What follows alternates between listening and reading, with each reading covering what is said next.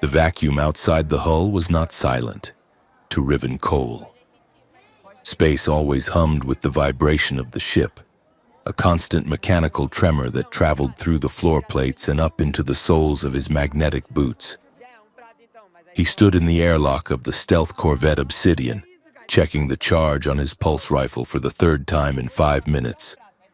The readout on the weapon showed a full battery, 100%.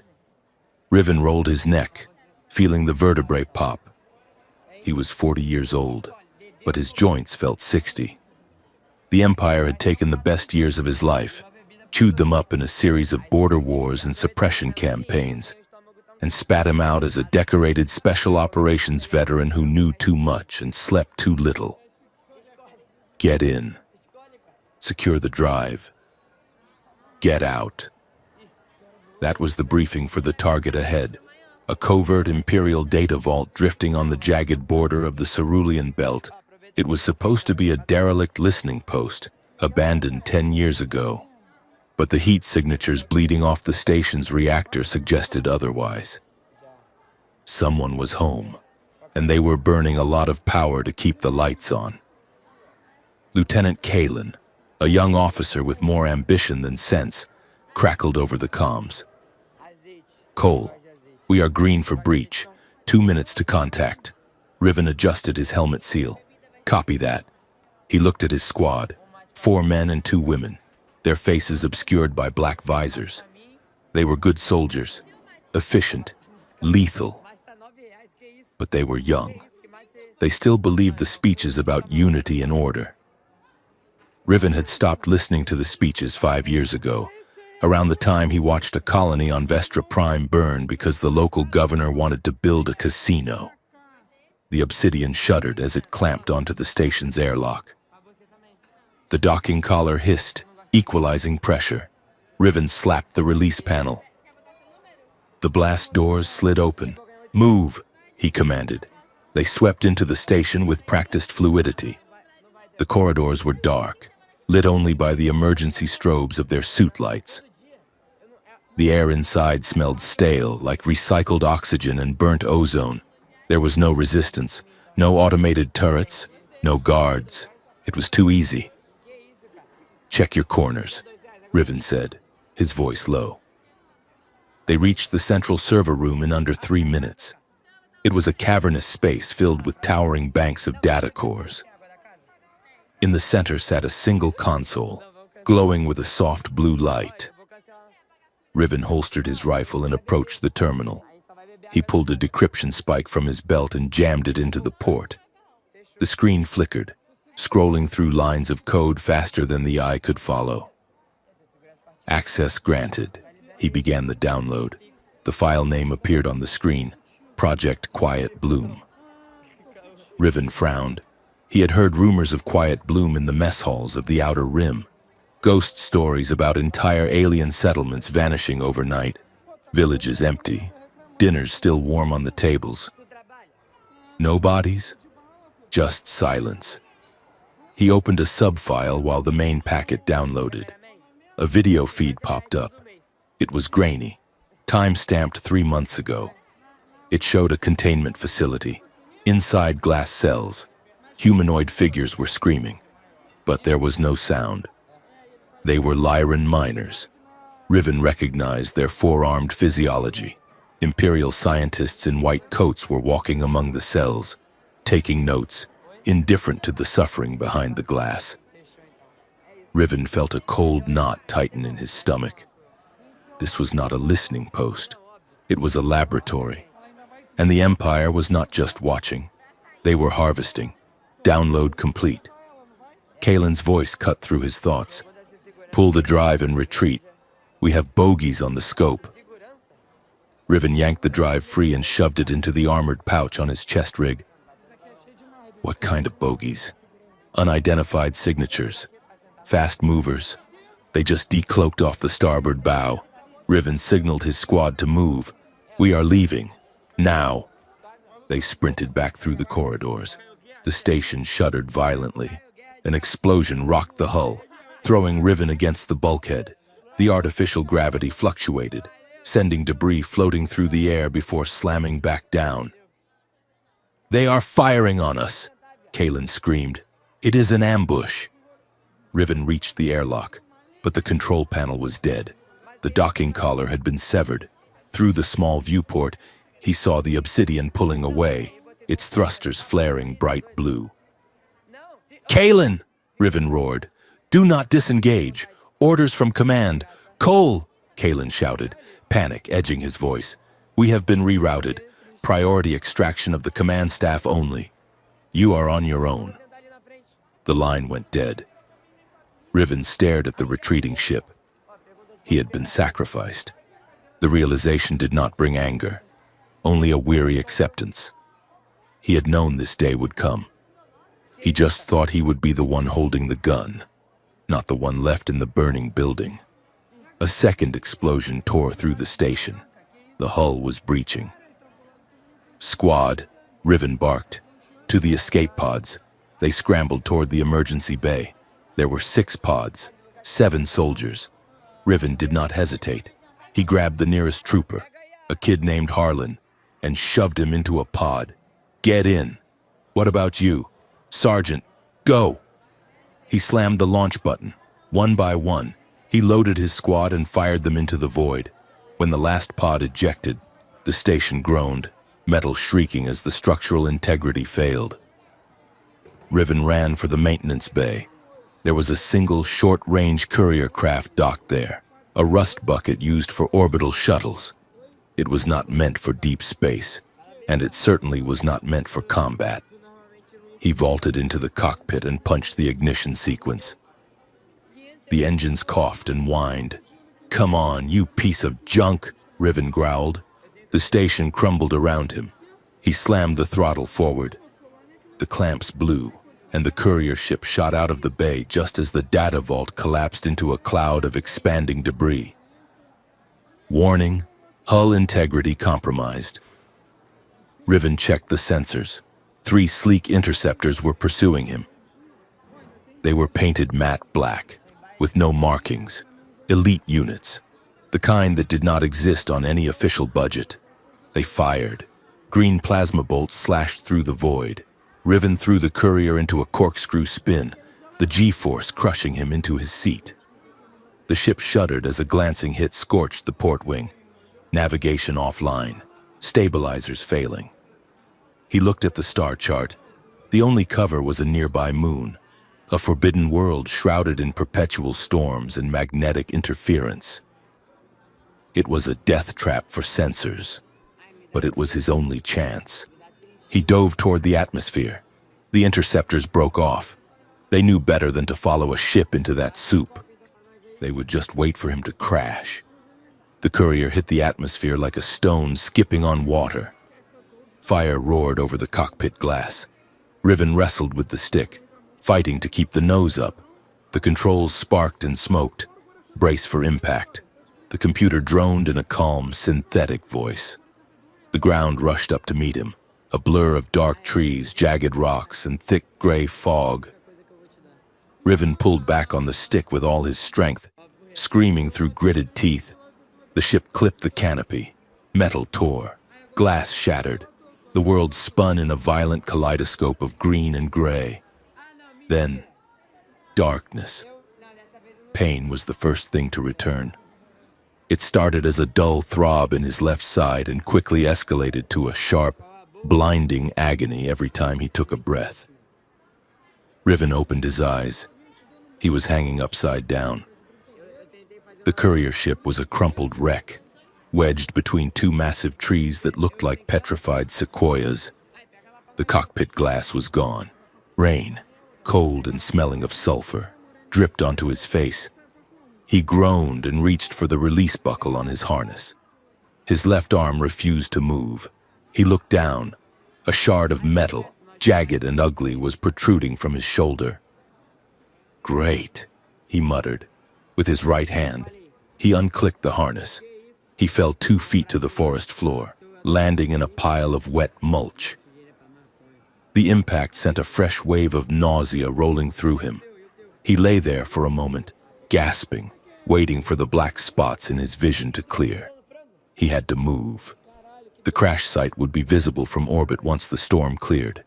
The elite unit would send a ground team to confirm the kill. Riven forced himself to his knees. The data drive. He patted his chest rig. The armored pouch was intact. The evidence of Project Quiet Bloom was safe. Now he just had to survive long enough to do something with it. He stumbled away from the wreckage. The forest was dense and alien. The trees were covered in phosphorescent moss that pulsed with a faint, rhythmic light. The air was thick with mist, reducing visibility to less than 10 meters. He checked his wrist computer. Dead. The magnetic interference on this moon was legendary. No compass, no comms, no map. He walked for what felt like hours, though it might have been minutes. His left side was numb, which was bad. It meant the nerves were damaged. Blood soaked the sleeve of his flight suit, dark and sticky. His legs grew heavy. The trees began to blur together. He leaned against a moss-covered trunk, sliding down until he hit the ground. Get up, Cole, he told himself, but his body refused. The adrenaline was fading, leaving behind only shock and cold. A twig snapped. Riven's head snapped up. His hand went to the pistol on his hip, but his fingers were clumsy. He fumbled with the holster. A figure emerged from the mist.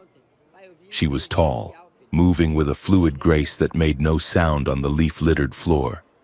She wore a hooded cloak made of some shimmering gray fabric that seemed to blend perfectly with the fog. Beneath the hood, he saw a face that was both human and distinctly other. Her skin was pale, almost translucent, with faint geometric patterns glowing softly beneath the surface. Her eyes were large, the irises a striking violet, with vertical pupils that dilated as she looked at him. Large, pointed ears, covered in fine white fur, twitched atop her head, swiveling toward the sound of his ragged breathing. She was one of the vulpine kin, a fox-like offshoot species. Riven had read about them in history books, but the Empire claimed they were extinct. She held a curved blade in one hand, the metal etched with glowing runes. In the other, she carried a satchel. Riven raised his pistol, his hand shaking. "Stay back." The woman stopped. She did not look afraid. She looked at him with a clinical detachment, like a biologist observing a wounded animal. "You are leaking," she said.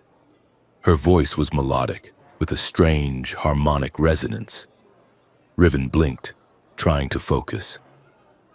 "I am armed." "You are dying," she corrected. "That metal in your shoulder has severed the brachial artery. You have perhaps 4 minutes of consciousness left. Then you will bleed out." She took a step forward. She sheathed her blade in a fluid motion that was too fast for Riven to track. "I am not Imperial," she said, raising her empty hands. Riven let out a dry, hacking laugh. "Neither am I. Not anymore." The pistol grew too heavy. His arm dropped. The darkness at the edge of his vision surged forward, swallowing him whole. He woke to the sensation of heat. He was lying on a flat stone inside a small cave. The storm raged outside, but in here, it was warm. The alien woman was kneeling beside him. Her cloak was removed, revealing a tunic of woven fibers and leather armor that looked ancient. She was working on his shoulder. Riven tried to sit up, but she placed a hand on his chest. It was cool and surprisingly strong. "Do not move," she commanded. "The seal is not set." He looked down at his shoulder. The metal shard was gone. In its place, the woman was weaving a complex web of glowing blue threads directly into his flesh. The threads seemed to move of their own accord, knitting muscle and skin together with impossible precision. It did not hurt. In fact, it felt euphoric. A warm vibration hummed through his body, dulling the pain and sharpening his mind. "What is that?" Riven asked, his voice rasping. Biothread, she said without looking up. It stimulates cellular regeneration. That is high-level tech, Riven said. You are not a savage living in the woods. She paused, her violet eyes meeting his. Civilization is not defined by starships, human. It is defined by how you treat the broken. She continued her work, as the threads fused with his body. Riven felt something strange. It was not just physical sensation. He felt flashes of emotion that were not his own. A deep, abiding sadness, the scent of burning cedar, the sound of a lullaby sung in a language he did not know.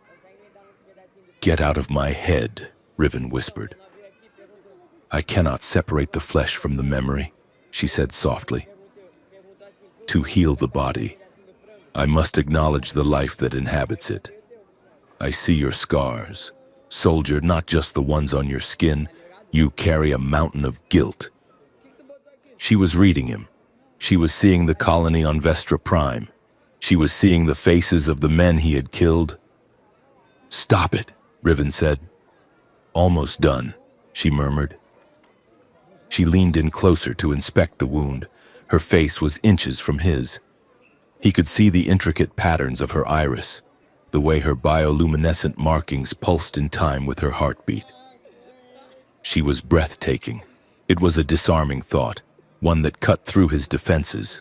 The wound closed, the skin knit together, leaving only a faint silvery line. She sat back, wiping her hands on a cloth. You will live. Riven exhaled, the tension leaving his body. Thank you.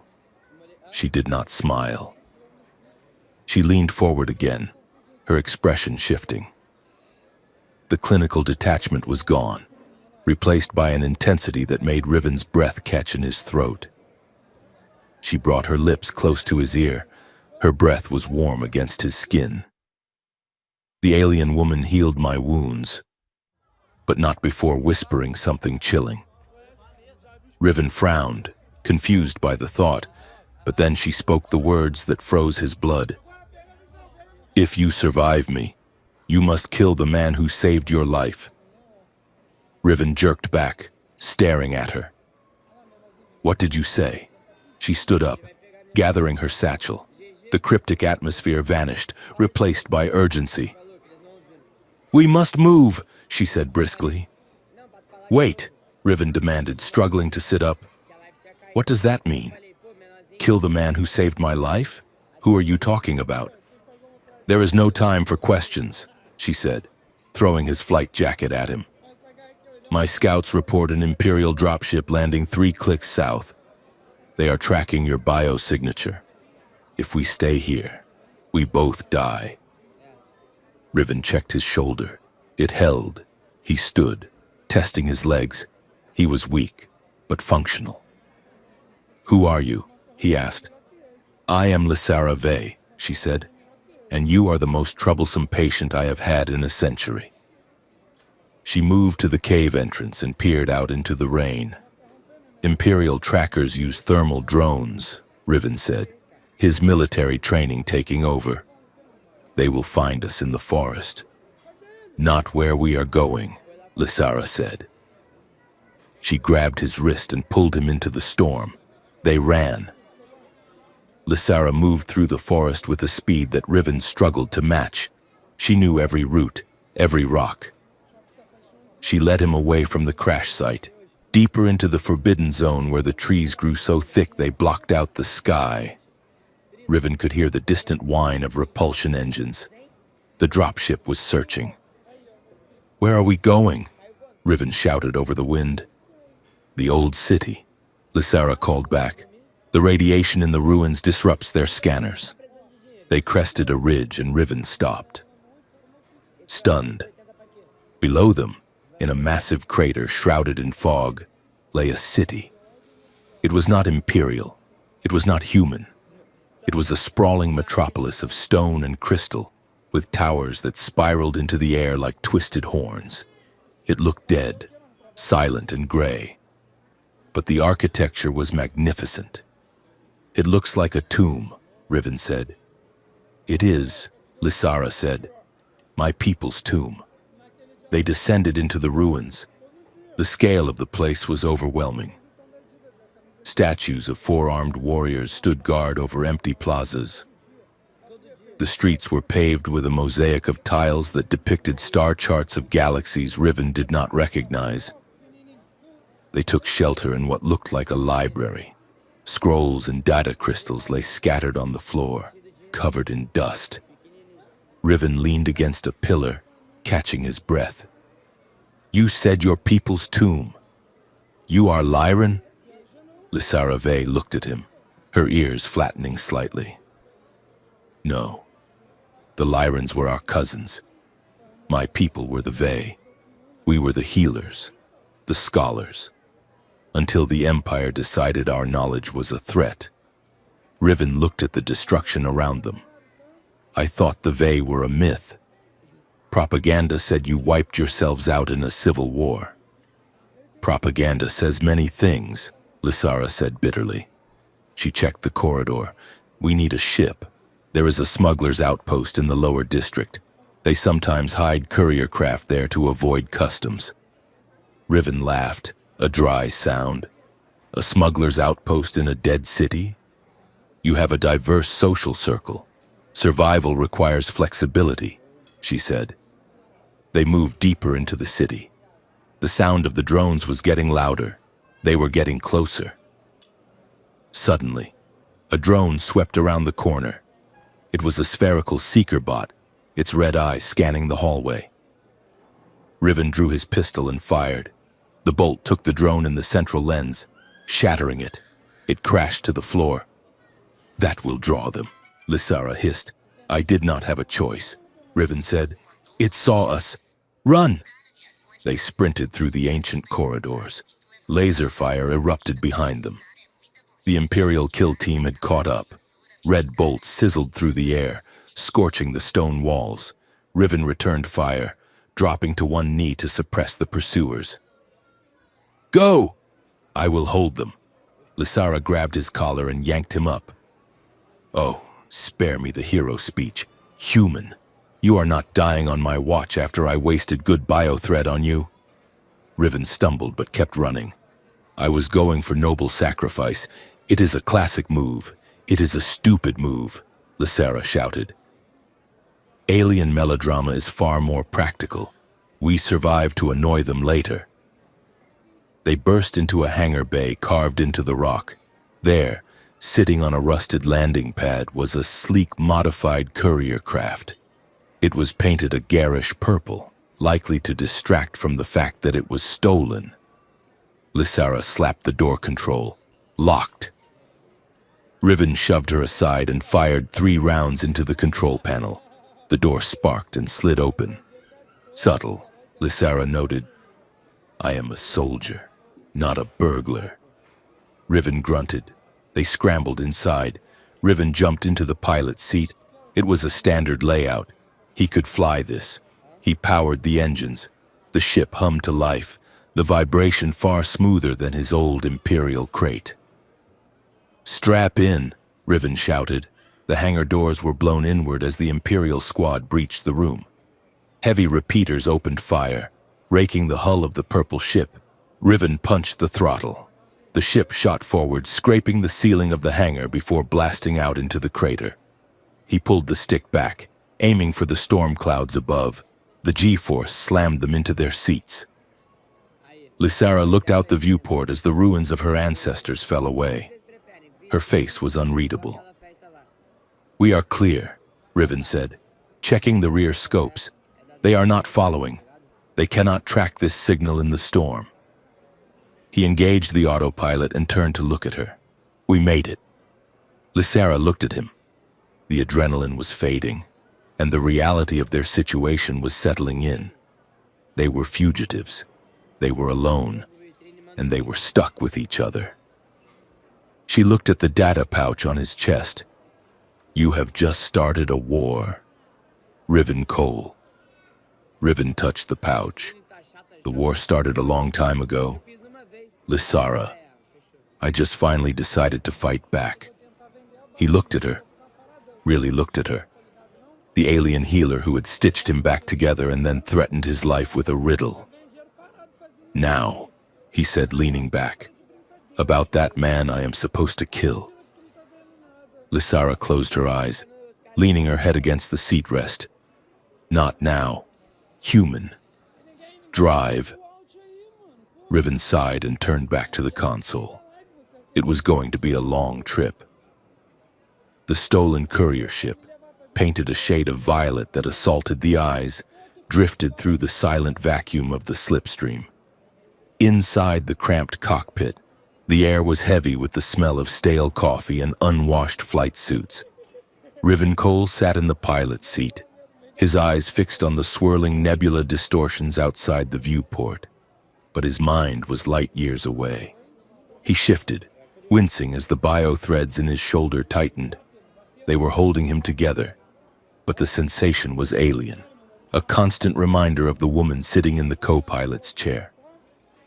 Lysara Vey was cleaning her ceremonial blade. The rhythmic rasp of the whetstone was the only sound in the ship. "You are staring at the stars like they owe you money," she said, her voice cutting through the quiet. Riven blinked, turning his chair to face her. "I am thinking about what you said, about your people, the Vey." Lysara paused, the blade resting on her knee. She looked down at the glowing runes etched into the metal. "We were the jewel of the Outer Rim," she began, her tone distant. 50 years ago, the Empire courted us. They wanted our medical technology. Our healers were invited to the capital. We served in their hospitals. We saved their senators and their generals. We thought we were partners in a grand unification." She resumed sharpening the blade, the movement sharper now, more aggressive. But the Imperial Council realized something dangerous. To heal a mind, one must understand it. To repair a memory, one must see it. We knew their secrets, Riven. We saw the corruption in their biological echoes. We became a liability, so they declared us biologically destabilizing. They claimed our healing carried a viral pathogen that degraded human DNA. "And then?" Riven asked, though he already knew the answer. "And then came the erasure," she said. "They burned our libraries.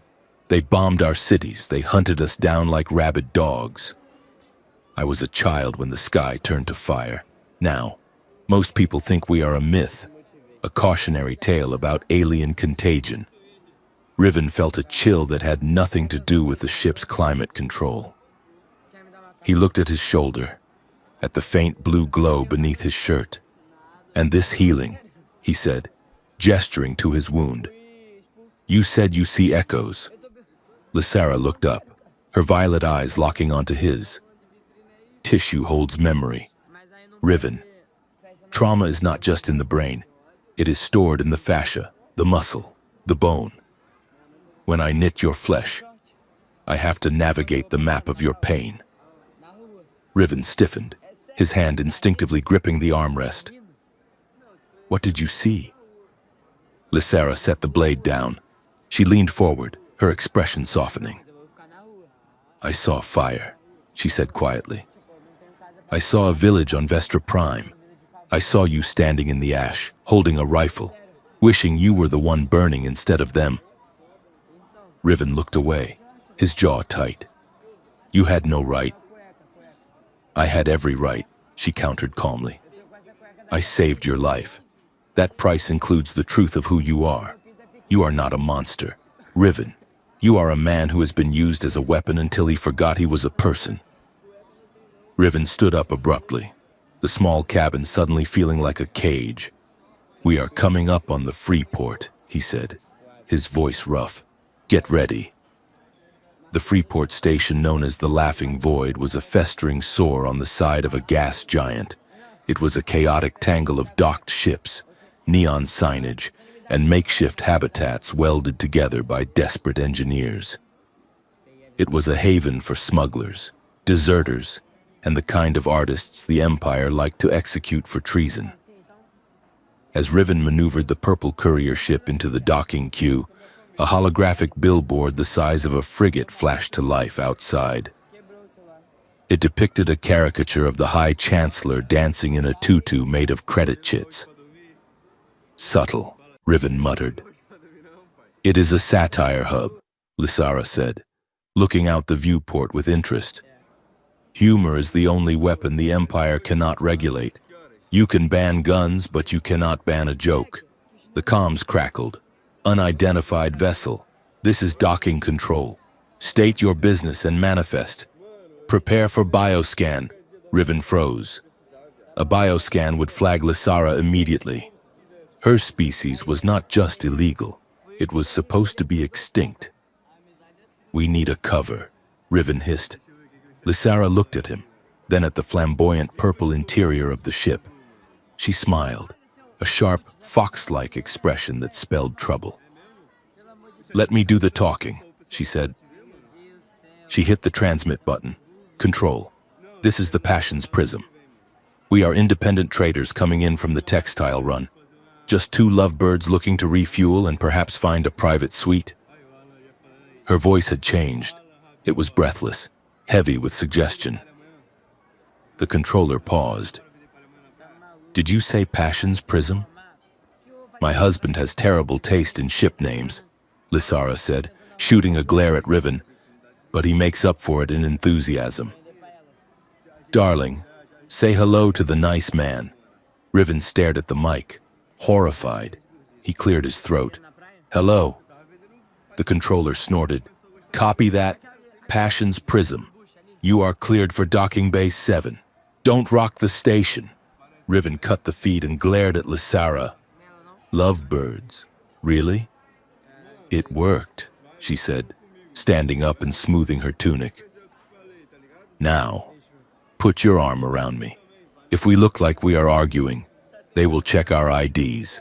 If we look like we cannot keep our hands off each other, they will look away. People are uncomfortable with public affection. It is a universal constant. They disembarked into the chaos of the station. The air smelled of ozone, frying oil, and cheap perfume. The noise was deafening. Music thumping from clubs, merchants shouting their wares, and the constant roar of ships. At the security checkpoint, a bored guard with a datapad was waving people through. Riven felt stiff. He was used to marching, not sauntering. Lysara hooked her arm through his, pulling him close. She leaned her head on his shoulder, her hair brushing against his neck. It smelled of rain and wild herbs, a sharp contrast to the industrial grime around them. Relax, she whispered, her lips brushing his ear. You feel like a plank of wood. I am a soldier, Riven gritted out through a fake smile. We do not do casual intimacy. Then pretend it is a tactical maneuver, she whispered back. Operation Cuddle. Riven let out a short, involuntary laugh. He looked down at her. Her eyes were bright with mischief, but beneath it he saw the tension. She was terrified. She was the last of her kind in a station full of bounty hunters, and she was trusting him to get her through. He relaxed his arm, sliding it around her waist. He pulled her slightly closer, his hand resting on the curve of her hip. It felt natural. Surprisingly so. The guard looked up, scanned Riven's face, then looked at Lysara, who was gazing up at Riven with a look of absolute adoration. Move along, the guard grunted, waving them past. They walked through the gate and into the crowd. They did not separate immediately. The heat of her body against his side was grounding. For a moment, Riven forgot about the mission, the Empire, and the blood on his hands. He was just a man walking with a beautiful woman in a city of lights. Lysara pulled away gently as they reached a quieter alleyway. The loss of contact left a cold spot on Riven's side. You are a better actor than you think, Sergeant, she said, her voice slightly breathless. Riven adjusted his jacket, looking away. We need to find Auntie Juno. Auntie Juno's establishment was located in the basement of a noodle shop that served broth thick enough to pave a road. The back room was a cluttered mess of server racks, antique paper books, and spare cybernetic limbs hanging from the ceiling like cured meats.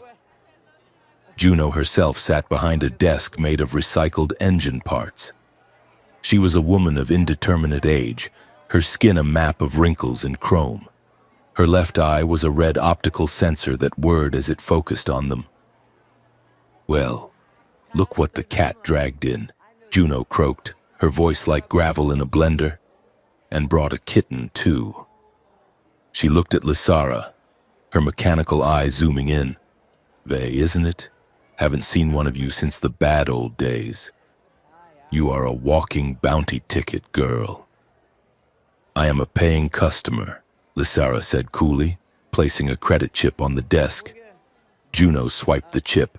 "Everyone pays, honey, but not everyone survives. When what do you want?" Riven stepped forward. "We have a phrase, a riddle. If you survive me, you must kill the man who saved your life." Juno leaned back, her chair creaking. "That is not a riddle. Boy, that is an instruction." She tapped a sequence on her console. Holographic screens flared to life. "I ran the data from the drive you stole," Juno said. "Project Quiet Bloom. Nasty business. Kidnapping, genetic rewriting, memory wipes. But you know who signed the requisitions?" Riven crossed his arms. "A shadow council. Intelligence." Juno shook her head. "No. It was a fleet admiral, a big hero, the kind they put on lunchboxes." She swiped the screen, and a face appeared. It was a face Riven knew better than his own father's. Square jaw, steel gray hair, eyes that projected calm authority. Admiral Kale Soren. Riven felt the floor drop out from under him. "No, that is impossible." Juno lit a thin cigarillo. "The data does not lie. Cole. Soren fronted 36 humanitarian missions to the border colonies. Aid ships, medical transports. Every time his ships visited, the local alien population dropped by 5%. He wasn't bringing medicine. He was shopping for test subjects." Riven slammed his hand onto the desk, rattling the spare parts. "Soren is a hero. He saved me. When my unit was pinned down on Drax 4, he came back for us. He defied orders to pull us out." Juno exhaled a plume of blue smoke. Maybe he just wanted to make sure his investment didn't die before he could use it. Riven turned away, pacing the small room. He felt sick. Soren had pinned the medal on Riven's chest. Soren had recommended him for special ops. Soren had been the one constant moral compass in Riven's life. Lysara watched him, her expression sad. "Riven," she said softly. "The riddle. Kill the man who saved your life." She knew. The woman who gave me that warning. She knew Soren was the architect. Riven leaned his forehead against the cool metal of a server rack. He felt fractured. The loyalty that had defined his entire adult life was cracking, revealing a rot he couldn't stomach. "We need proof," Riven whispered. "Real proof, not just spreadsheets." Juno tapped the desk. "There is a shard of encrypted data in the file you brought. It is locked tight, but it references something called the mirror seed." "The mirror seed?" Lysara asked, stepping forward. Juno nodded. "Ancient tech, pre-imperial. Rumor says it can rewrite identity, not just memory, personality, loyalty, the soul itself. If Soren has that, he is not just kidnapping people. He is remaking them." Riven turned back, his face pale. "Where is it?" "The data points to an origin site," Juno said. "But I can't decrypt the coordinates yet. It will take time. You two should get some rest." You look like you have been chewed up and spat out by a black hole. They rented a secure room above the noodle shop. It was small, with a single window overlooking the neon abyss of the station. Riven sat on the edge of the bed, his head in his hands. His shoulder was throbbing again. The stress was rejecting the bio-threads. Lysara knelt in front of him. "Let me look." She placed her hands on his bare shoulder. The blue light of her healing flared, cool and soothing. Riven closed his eyes, leaning into her touch. "I killed for him," Riven whispered. Lysara did not stop her work. "I know. I burned a village on the outer rim," he continued, the confession pouring out like poison. "Soren said it was a rebel stronghold. He said they were manufacturing chemical weapons. When we went in, it was just farmers, families." His voice broke. I told him we made a mistake. He put his hand on my shoulder and told me that peace requires hard choices. He told me I was strong enough to bear the burden so others didn't have to. Lysara moved her hands to his face, forcing him to look at her. Her thumbs traced the lines of exhaustion under his eyes. "That is how they break you, Riven. They do not use whips. They use your own virtues against you. They take your loyalty and twist it into a noose." Riven looked at her. Her eyes were violet pools of understanding. There was no judgment there, only a fierce, protective empathy. He felt a surge of emotion that terrified him. He wanted to lose himself in her. He wanted to forget the burning village and the betrayed loyalty. He leaned forward, his hand cupping the back of her neck. The air between them charged with static. Their faces were inches apart. Riven could see the rapid pulse in her throat. He wanted to kiss her. He needed to kiss her. Lysara's breath hitched. Her eyes dropped to his lips, then snapped back up to his eyes. She placed a hand on his chest and gently pushed him back. "No," she whispered. Riven froze, pulling back immediately. I am sorry, I didn't mean to." Lysara shook her head. "Do not apologize for the desire, Riven. But do not use me to hide from your pain." She stood up, walking to the window. "In my culture, intimacy is a sacred agreement. It is the harmonizing of two wills. Right now, your will is not your own. You are reeling. You are grieving the man you thought Soren was. If we do this now, it is just another form of desperation." She turned back to him. "I want you. Riven. I felt your heart race when we were at the checkpoint. I know you felt mine. But I will not be a bandage. I will be a partner. When you touch me, I want it to be because you choose me, not because you need to escape yourself." Riven stared at her, stunned. In the Empire, everything was transaction. Everything was force. Consent was a luxury for civilians, but here, in this dingy room, she was offering him something he had never had: agency. She was respecting him enough to say no. He took a deep breath, the knot in his chest loosening slightly. "You are right," he said. "You are always right. It is annoying," he added, a faint smile tugging at his lips. Lysara smiled back. "It is one of my best qualities." The moment was shattered by a sound, or rather, the absence of one. The constant hum of the station, the ventilation, the distant traffic, the music from below vanished. The room went dead silent. Riven's instincts screamed. He tackled Lysara, driving them both to the floor just as the window exploded inward. Glass shards flew across the room, but they made no sound as they hit the floor. "A silence field," Riven mouthed. Two figures swung into the room on repelling lines. They were clad in white tactical armor, faceless and sleek. They moved with unnatural speed. Riven rolled, grabbing his pistol from the nightstand. He fired. The muzzle flash lit up the room, but there was no bang. The bullet sparked off the lead assassin's chest plate. The assassin raised a wrist-mounted cannon. Riven kicked the bed over, using it as cover. The energy blast vaporized the mattress, sending silent clouds of feathers into the air. Lysara moved. She did not have a gun, but she had the room.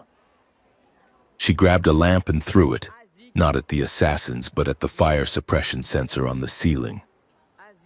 The sprinklers erupted. Water sprayed down, filling the room with mist.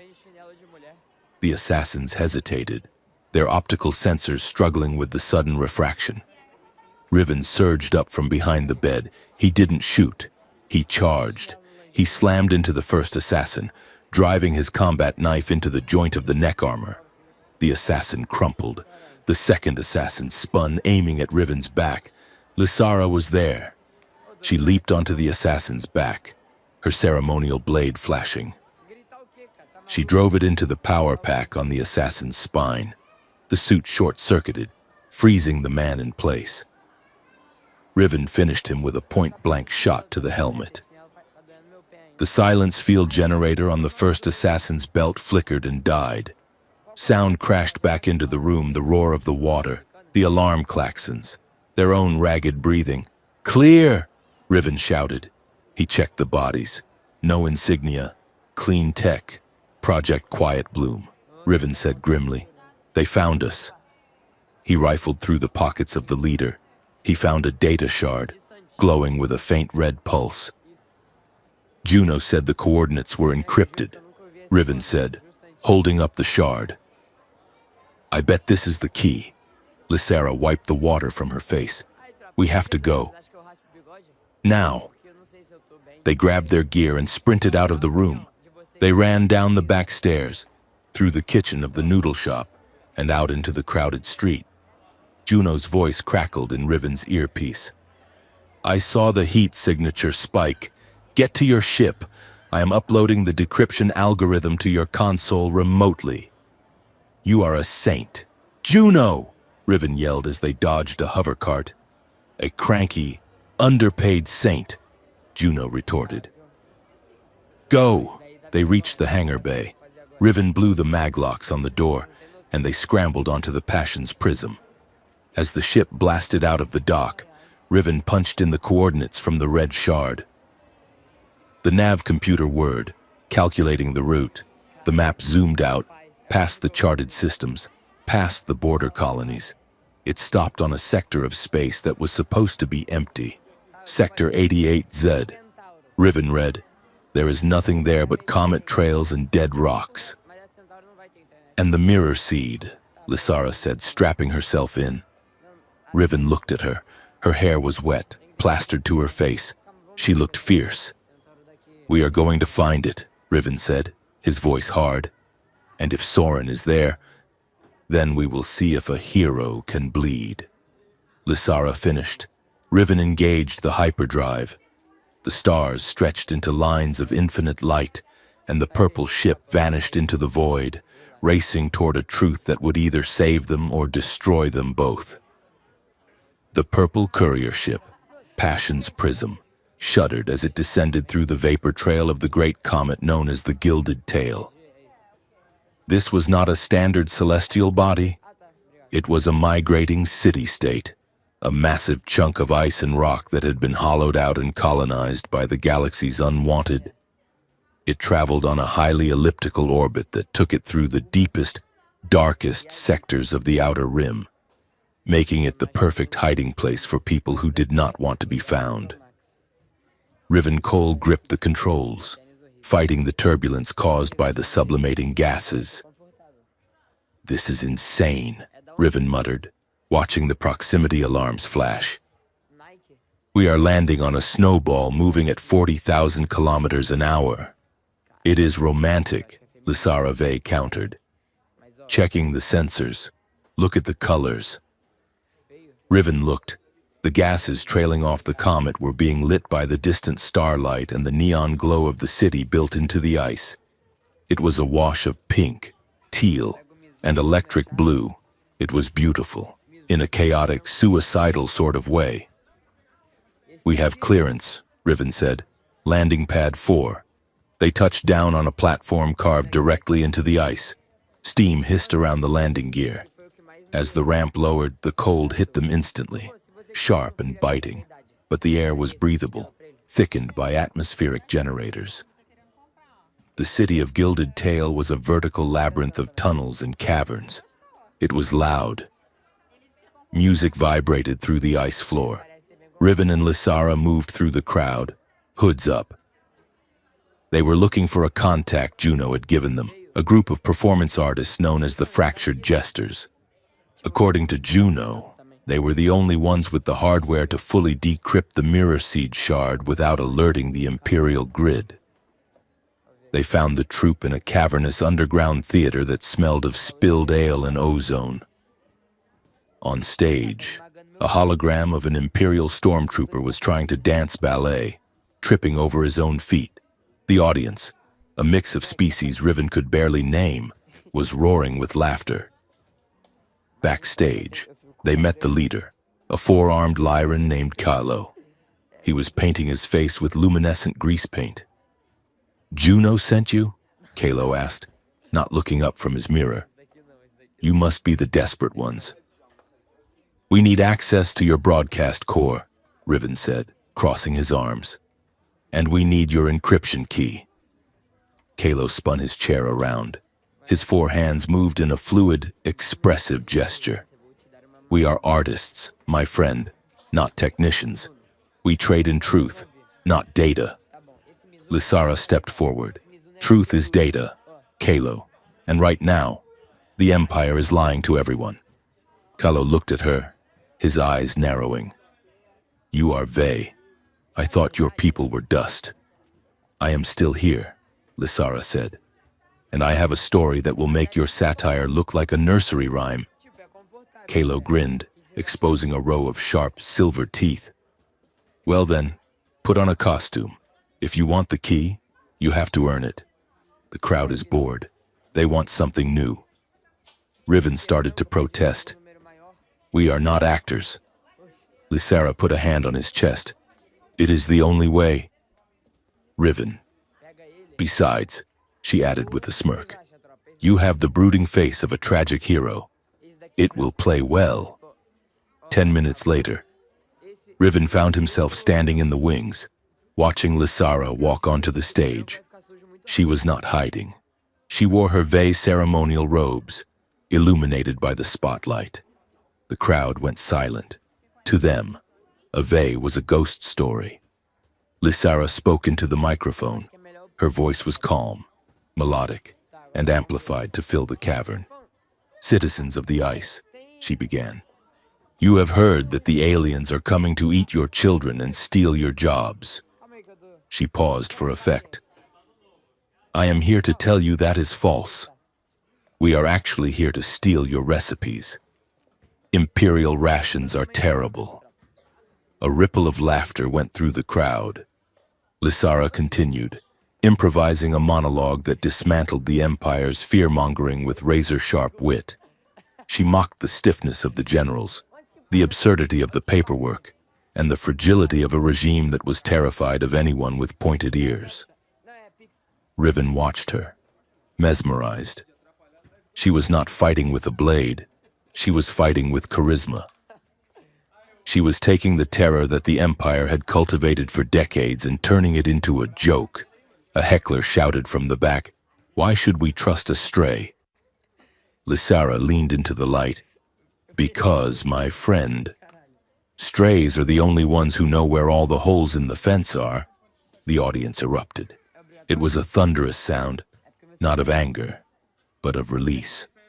Riven realized something profound in that moment. The Empire relied on fear to maintain control. Fear made people small. Fear made them obedient. But laughter broke the spell. You could not be afraid of something you were laughing at. After the show, Kylo gave them the key. "You were magnificent." Kylo told Lysara, "You have a gift." The broadcast went out on the tight beam. It is hitting the shadow net now. By morning, 3 systems will be giggling at the High Council. As they walked back to the ship, the adrenaline was high. Lissara was beaming, her skin glowing with a faint bioluminescence. "Did you see their faces?" she asked Riven. They were listening. Riven looked at her. He saw the life in her eyes, the defiance. "I saw you," he said quietly. "You were dangerous up there." Lissara stopped, her smile fading into something softer. "Good dangerous?" "Necessary dangerous," Riven said. They left the comet and traveled to the coordinates revealed by the decrypted shard. The journey took 3 days. They needed a place to lay low while the computer processed the massive data dump from the shard. They found shelter in a hidden alien monastery built inside a dead megastructure. It was a ring of metal the size of a moon, drifting in the void of Sector 88Z. The monastery was abandoned, a series of stone chambers pressurized and preserved by ancient automated systems. It was quiet here, a silence that was heavy and sacred. They set up camp in the central meditation hall. The ceiling was a transparent dome looking out at the stars. Riven sat by the portable heater, watching the data scroll on his datapad. The information from the mirror seed shard was starting to make sense, and it was horrifying.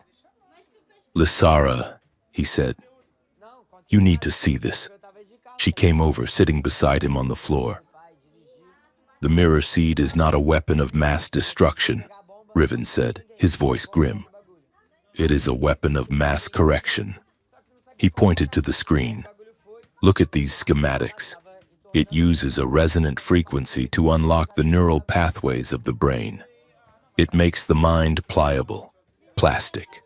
Then, it rewrites the synaptic map. It does not just erase memory, it overlays new ones. It changes the biological markers of personality." Lissara read the text, her face pale. "It is rebranding," she whispered.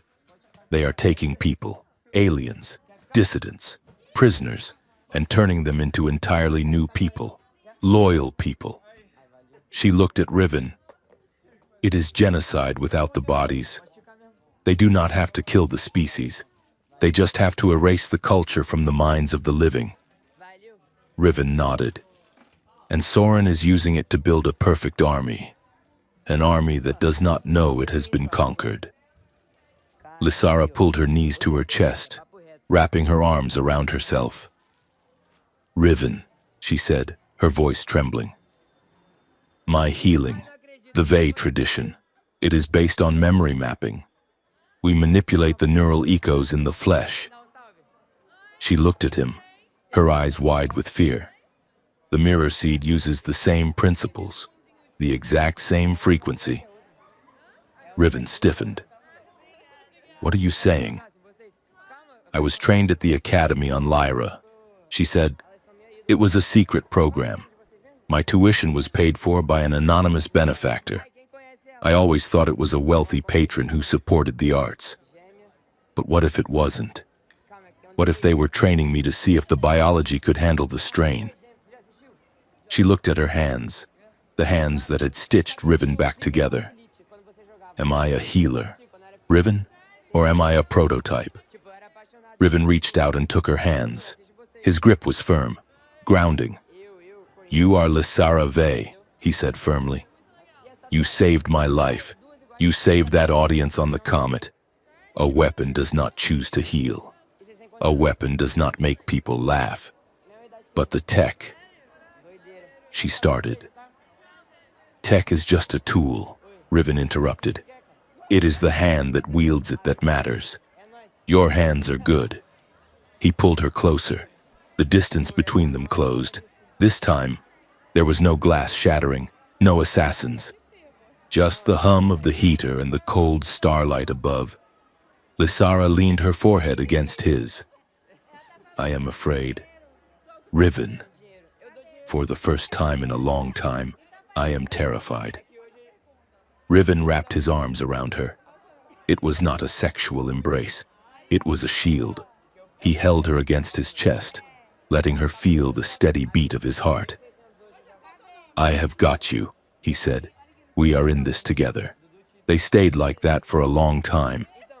Eventually, they lay down on the bedrolls, side by side. Riven held her, his arm serving as her pillow. They did not speak. They did not need to. The intimacy was in the silence, in the shared warmth, in the mutual decision to trust each other in a universe that was trying to tear them apart. It was the most peaceful night Riven had known in 20 years. The peace ended in the morning. Riven woke early, leaving Lysara asleep. He went back to the data pad. The decryption algorithm had finished the final layer of the shard. A file folder blinked on the screen. Subject Archives, Sector 4. Riven opened it. He intended to look for evidence against Soren. Instead, he found a list of names, thousands of them. Most were alien, but some were human. His breath caught in his throat. There, in the middle of the list, was a file tagged Subject R. Cole. Riven stared at it. His fingers hovered over the screen. He felt a wave of nausea. He tapped the file. Subject, Riven Cole. Rank, Sergeant. Incident, Vestra Prime Extraction. Injury, concussion severe trauma. Procedure, adjustment gamma. Objective, loyalty reinforcement and trauma suppression. Riven stood up so fast he knocked the heater over. "No," he said to the empty room. "No." The noise woke Lysara. She sat up, rubbing her eyes. "Riven, what is wrong?" Riven turned to her. He looked wild, his eyes panicked. "It is a lie," he said, his voice rising. "It has to be a lie." Lysara scrambled up and went to him. She looked at the screen. She read the file. She looked back at Riven with profound sorrow. "Vestra Prime," she said softly. "You told me you were injured there. You said you woke up in the med bay and felt clear. You felt like the doubt was gone." Riven backed away from her. "I am me. I remember my childhood. I remember my mother. I remember why I joined the Corps." "Do you?" Lysara asked gently. "Or do you remember the story of why you joined?" Riven grabbed his head, his fingers digging into his scalp. He felt like his skull was splitting open. "Have I ever been fully mine?" he shouted. "Is my loyalty real? Is my love for the Empire real? Is anything real?" He fell to his knees, gasping for air. The foundation of his identity had been kicked out from under him. He was not a soldier. He was a puppet, a meat puppet rewired by a machine to kill on command. Lysara knelt in front of him. She did not touch him yet. "Riven, look at me. I do not know who is looking," he yelled. "The man who saved me in the forest is looking," she said fiercely. "The man who laughed at the comet is looking. The man who held me last night is looking." She reached out and placed her hands on his temples. "Let me in," she whispered. Riven squeezed his eyes shut. "What if you find wires? What if you find nothing? Then we will build something new," she said. He nodded. A jerky, broken motion. Lysara closed her eyes. Her bio-threads flared to life. Not blue this time, but a warm, golden white. She did not enter his mind to rewrite it. She went in to anchor it. She saw the scars. She saw the artificial smooth patches where the mirror seed had plastered over his trauma. She saw the adjustment gamma, a block placed over his guilt regarding the Vestra Prime massacre. She did not tear the block down. That would break him. Instead, she wove a thread around it. She isolated it. She gave Riven the perspective to see the wall without being defined by it. She whispered to him in the dark space of his mind, "You are the observer. You are the one who chooses. The programming is just a noise. You are the silence behind it. Riven gasped, his eyes flying open. He fell forward into her arms, sobbing. It was a guttural, ugly sound, the sound of a man mourning his own life. Lysara held him, rocking him back and forth. You are yours. Riven, you are yours. When the storm passed, Riven sat back. He looked exhausted, aged 10 years and 10 minutes, but his eyes were clear. The manic panic was gone, replaced by a cold, hard resolve.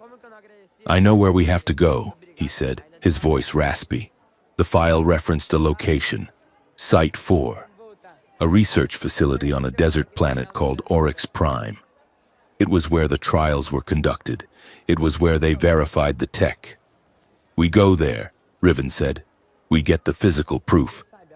And then I am going to find Soren. And kill him? Lysara asked. No, Riven said. Killing him is too easy. I am going to dismantle him. Oryx Prime was a world of rust and wind. The sand was high in iron content, giving the entire planet the color of dried blood. The wind howled constantly, stripping the paint off anything left outside for more than a week. They landed the Passion's prism in a canyon, shielding it from the worst of the gale. They suited up in filtration masks and goggles. The facility was buried beneath a dune. Only the ventilation towers poked out like skeletal fingers. Riven blew the hatch with a shaped charge, and they descended into the dark. The air inside was dead. The power was running on emergency reserves, casting everything in a flickering amber light. This place has been offline for years, Riven whispered, his voice echoing in the corridor. They moved tactically, weapons drawn, but there were no guards, just dust and silence. They reached the central lab. It was a massive circular room lined with glass tubes, stasis pods, hundreds of them. Most were empty, but some still contained desiccated remains. Failed experiments. Riven moved to the main console. He plugged in the decryption key. The system groaned to life, screens flickering on. Video logs appeared. It was Soren. He looked younger, his hair less gray. He was standing in front of a camera, holding a data pad. Trial run 42. Soren's voice said, tinny and distorted. The mirror seed is showing promise. We have successfully suppressed the rebellion instinct in 70% of the Lyran subjects. However, the retention rate of original skills is low. We need to refine the frequency. Riven watched the screen, his hand tightening on his rifle. Trial run 50. Soren continued in the next clip. We are moving to human trials. We need soldiers who can follow orders without the hesitation of moral quandary. The conscience is a biological flaw. We will correct it. Riven turned away, sickened. It was industrial. It was cold. There was no hatred in Soren's voice, only efficiency. That made it worse. Lysara was walking along the rows of stasis pods. She was running her hand over the glass of an empty one. Riven, she called out. Her voice was strange, hollow. He walked over to her. She was standing in front of pod 804. The glass was broken from the inside. Riven looked at the digital display attached to the base of the pod. It was still active, powered by a backup cell. Subject ID 804, species Ve, name Lysara, status successful release. Notes, subject shows exceptional aptitude for empathic manipulation, memory of origin wiped, implanted narrative, orphan of the erasure, deployed for field testing. The world stopped. Riven stared at the screen. Then he looked at Lysara. She was trembling violently. She looked at her hands, then at the reflection in the broken glass. I am not a survivor, she whispered, the horror choking her words. I am one of them. Riven reached for her, but she stepped back, her back hitting the console. I was released. Riven! She cried out. Deployed! My training! My skills. They were not funded by a benefactor. They were funded by Soren. She looked at him, her eyes wide with a realization that shattered her heart. The instruction. If you survive me, you must kill the man who saved your life. The woman who whispered that to me. She wasn't warning me about you. She was a previous subject. She was trying to break my programming. Lysara sank to the floor, curling into a ball. I was made to heal you, Riven. I was made to fix the soldiers so they could go back to the meat grinder. I am not a partner. I am a mechanic for the Empire's weapons. Riven dropped his rifle. He knelt down and grabbed her shoulders. Lysara, listen to me. She shook her head, tears streaming down her face. Get away from me. I might be influencing you right now. My pheromones. My biolight. It is all designed. I do not care, Riven shouted. He pulled her into him, holding her tight even as she struggled. I do not care if you were designed, he said, his voice fierce. I do not care if I was adjusted. We are here. We are awake, and we are choosing this. He pulled back to look at her. Soren wrote the code, Lysara, but he did not write the soul. You saved me in that forest. You could have left me. You could have finished the job. You didn't. You rebelled. You have been rebelling since the moment you woke up. Lysara looked at him, searching his face for any sign of doubt. We are both broken, Riven said. We are both made of pieces they glued together. But the cracks are where we get to choose who we are. He stood up, pulling her with him. We have the evidence. We have the logs. We have your file and mine. He looked at the camera lens where Soren's frozen face looked back at them. We are going to burn this whole system down, Riven said, and we are going to do it together. Lysara wiped her face. She took a breath, shaky but deep. She looked at the pod that had been her cradle and her prison. Okay, she said. Okay. She turned to Riven. Let's go. As they turned to leave, the facility's proximity alarm began to scream. Red lights bathed the lab in blood-colored pulses. Perimeter breach. Perimeter breach. Riven checked his wrist computer. Sensors are picking up a massive energy spike in orbit. They looked up at the ceiling. It is Soren, Riven said. He knows we are here. The sound of orbital bombardment cannons charging hummed through the rock, a deep, vibrating bass note of impending death. Run, Riven said. They sprinted for the exit as the first shell hammered into the dunes above, burying the truth beneath a mountain of fire and sand. The escape from Oryx Prime was a blur of red dust and screaming engines. The Passion's prism rattled violently as it punched through the atmosphere, the shock waves of the Imperial bombardment chasing them into orbit. Rivencole kept his hands steady on the yoke, his knuckles white, forcing the ship into a jagged evasion pattern until the stars stopped spinning and settled into the familiar streaks of hyperspace. Silence reclaimed the cockpit, but it was a heavy, suffocating silence. Lysara stood by the viewport, staring out at the void. She had not spoken since they fled the lab. She held her arms wrapped tight around her torso as if trying to physically hold herself together. Riven engaged the autopilot and spun his chair around. We are clear, he said. Lysara did not turn. Am I? The question hung in the air, sharp and toxic. Riven stood up and walked toward her.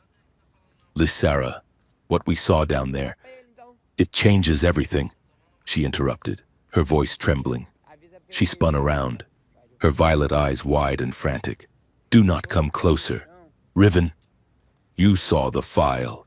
Subject Lysara. Successful release. I am not a person.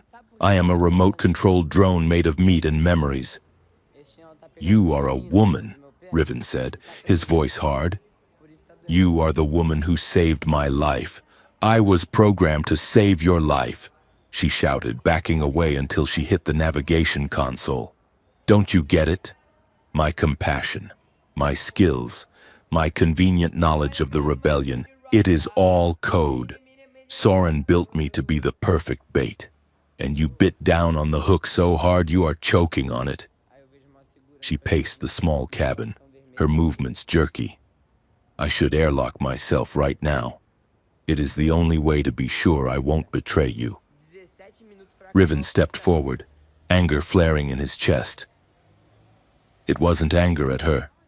It was a white-hot rage at the Empire, at Soren, at a universe that refused to let anything be pure. But right now, he had to direct that fire at her self-destruction. That is the soldier solution, Riven snapped. You think killing yourself solves the problem. That is cowardice. Lysara stopped, looking as if he had slapped her. Cowardice? I am trying to protect you. You are trying to quit, Riven countered. You are terrified because you don't know where the programming ends and you begin. Well, welcome to the club. Lysara. He ripped open his jacket, exposing the faint scar on his chest where his own service implants had once been. They messed with my head, too. Remember? Adjustment Gamma. They smoothed over my guilt. They tweaked my loyalty. Does that mean I am not real? Does that mean every time I pulled the trigger, it was just a reflex? It is different, she whispered. You were born. I was made. Riven closed the distance between them. He grabbed her shoulders, his grip firm. It does not matter how you started. It matters what you are doing now. Are you going to help me stop Soren? Or are you going to let him win by destroying yourself? Lysara trembled under his hands. Tears spilled over her cheeks, glowing faintly with her bioluminescence. I am afraid. Riven. I am afraid that if he says the right word, I will turn around and put a knife in your heart. Riven looked deep into her eyes. He saw the terror there. He also saw the fierce intelligence, the humor, the kindness that had healed him in the forest. Then I will take that risk, Riven said. He released her shoulders and took her hand, pressing it against his chest, right over his heart. Trust is not knowing for sure that you won't hurt me, he said softly. Trust is giving you the power to hurt me and believing you won't. I am placing my life in your hands. Lysara, not because I am naive, but because I know you. Lysara looked at her hand against his chest. She felt the steady, rhythmic thrum of his heart. You are a stubborn, foolish man, she whispered. Riven offered a small, tired smile. And you are a melodramatic alien with a hero complex. We are a matching set. She let out a breath that was half sob, half laugh. She leaned forward, resting her forehead against his chin. The tension in the room broke, replaced by a fragile but undeniable resolve. They were damaged. Yes, but they were damaged together. 2 days later, the Passion's prism dropped out of warp on the edge of the Helios system. Ahead of them lay the celestial jewel of the Empire, the Ethelgard ring. It was a massive, artificial ring world orbiting a gas giant, a playground for the ultra-rich and the political elite. The inner surface of the ring was a continuous landscape of manicured gardens, crystal towers, and oceans that were filtered to a perfect, impossible blue. Soren is here, Riven said, looking at the tactical display. He is scheduled to give the Unity address at the Grand Spire in 12 hours. Lysara stood beside him. She had regained her composure, though there was a new steeliness in her gaze. We cannot just walk in, she said. The security will be tight enough to strangle a microbe. Riven tapped the console. Juno came through with new identities. We are not soldiers today. We are donors. He pulled up the profiles. Lord and Lady Vane from the Cobalt sector. Textile magnates. Very rich, very eccentric. and very on the list for the pre-address gala. Lysara raised an eyebrow. Lady Vane? She is described as a reclusive exotic beauty with a penchant for silent judgment. Riven read, "You will be perfect. And you?" Riven grimaced. Lord Vane is described as enthusiastic. They docked at the high-altitude port. The transformation began. Riven had to squeeze himself into a suit made of iridescent velvet that cost more than his entire military pension. It was tight in the shoulders and itchier than a sand flea infestation.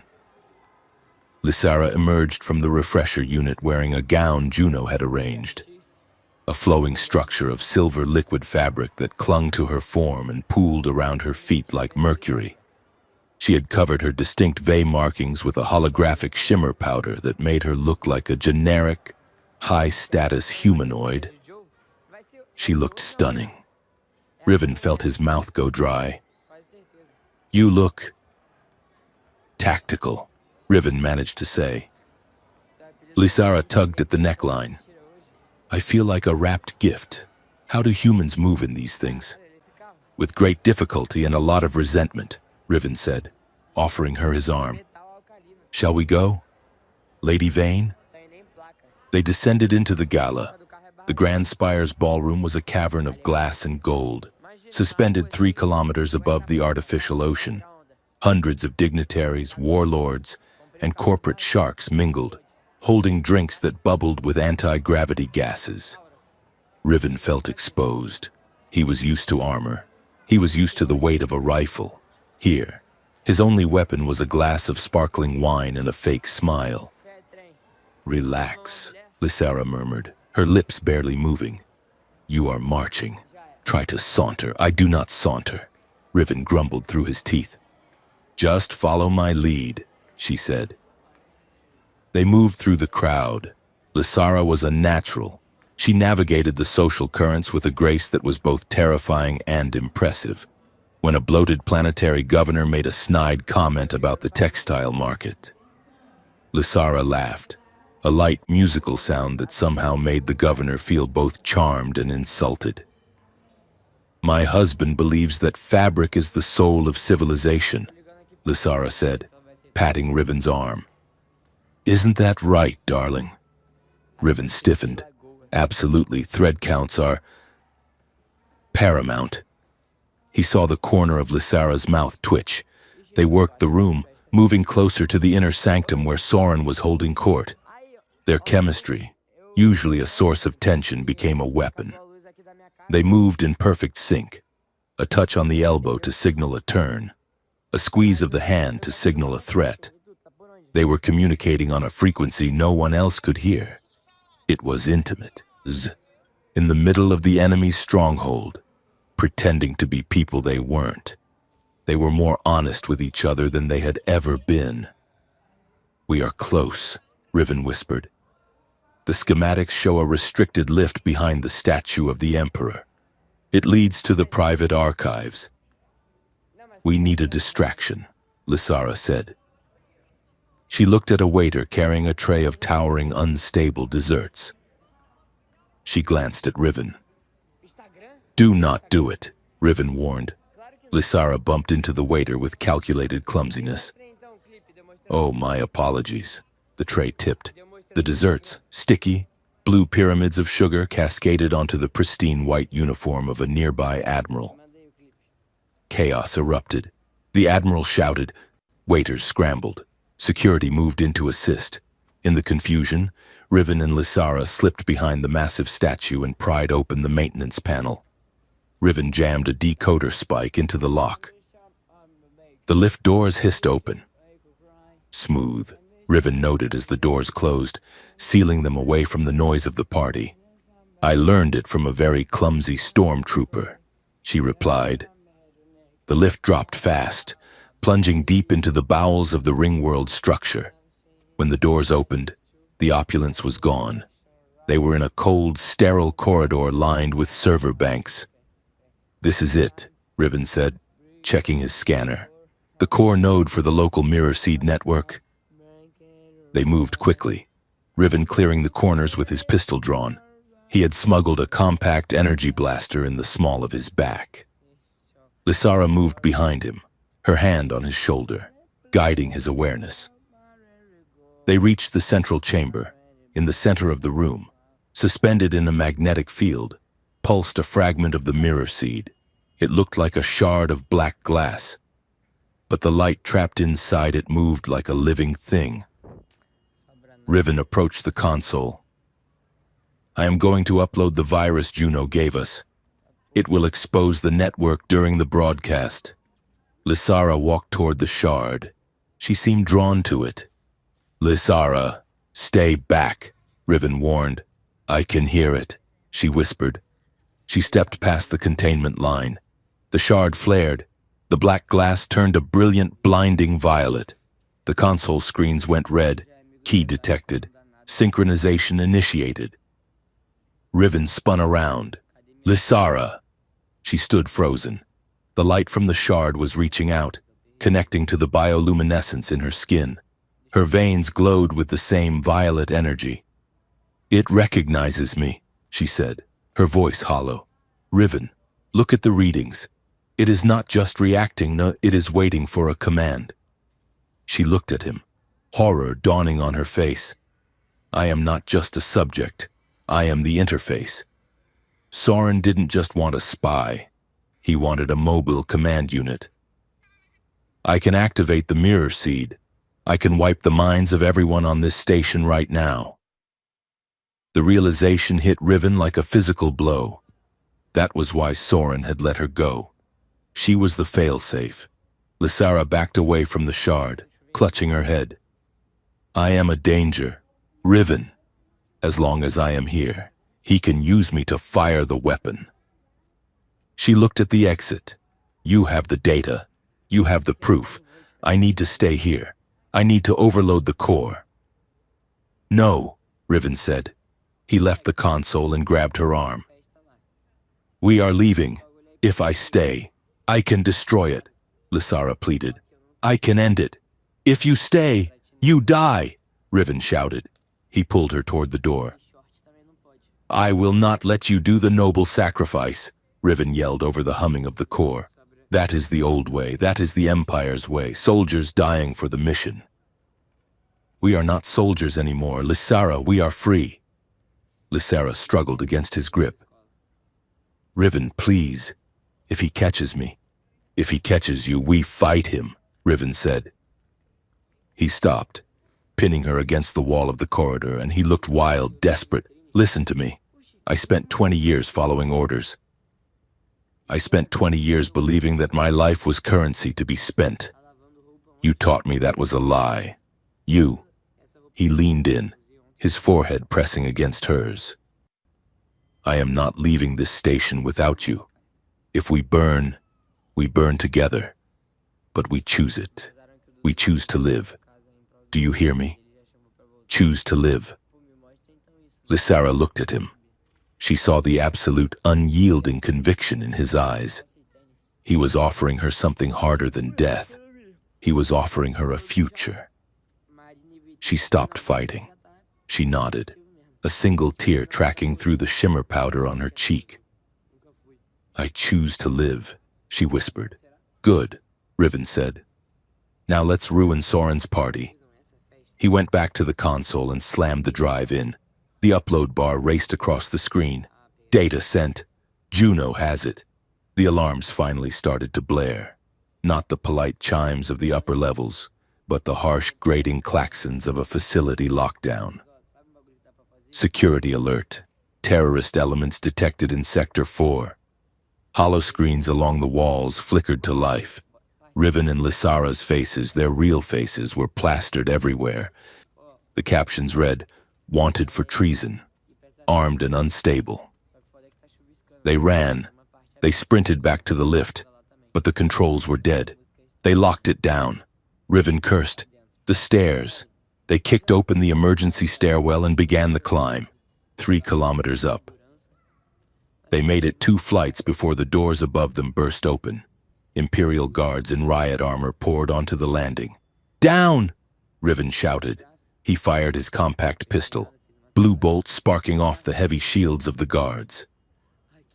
Lysara moved, throwing a localized flashbang she had swiped from the maintenance locker, a jury-rigged power cell. It blinded the lead guards, buying them seconds. They retreated down the corridor, aiming for the ventilation shafts. They were cornered. A blast door slid shut in front of them. Riven turned to find another squad blocking the retreat.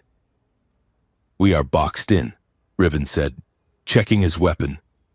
2 shots left. Lysara drew her ceremonial blade. It hummed, reacting to the energy of the station. Suddenly, the blast door behind them hissed open. Standing there was not a squad of guards. It was Admiral Soren. He looked exactly as he did on the posters, calm, paternal, impeccably dressed in his white dress uniform. He was flanked by 2 elite operatives in silence field armor. Riven raised his pistol. "Soren!" Soren smiled. It was a warm smile. The smile of a teacher seeing a favorite student. "Riven," he said smoothly. "You look tired, son. You lied to me." Riven spat, keeping the gun trained on Soren's chest. "You lied about everything." Quiet bloom. The mirror seed. Soren sighed, clasping his hands behind his back. "I did not lie. I simplified. Civilization requires structure. Riven, you know this. Structure requires unity. And unity, well, sometimes unity requires a little editing." He looked at Lysara. "Hello, number 804. You look lovely in silver." Lysara stepped forward, placing herself between Soren and Riven. "I am not a number. I am Lysara Vey. And we sent the data. Everyone knows." Soren chuckled. "A few encrypted packets sent to a pirate network? We will scrub that before it reaches the public relay. You have achieved nothing but your own exposure." He gestured to his guards. "Secure the asset." The operatives moved. They blurred, faster than the eye could follow. Riven fired. The shot went wide.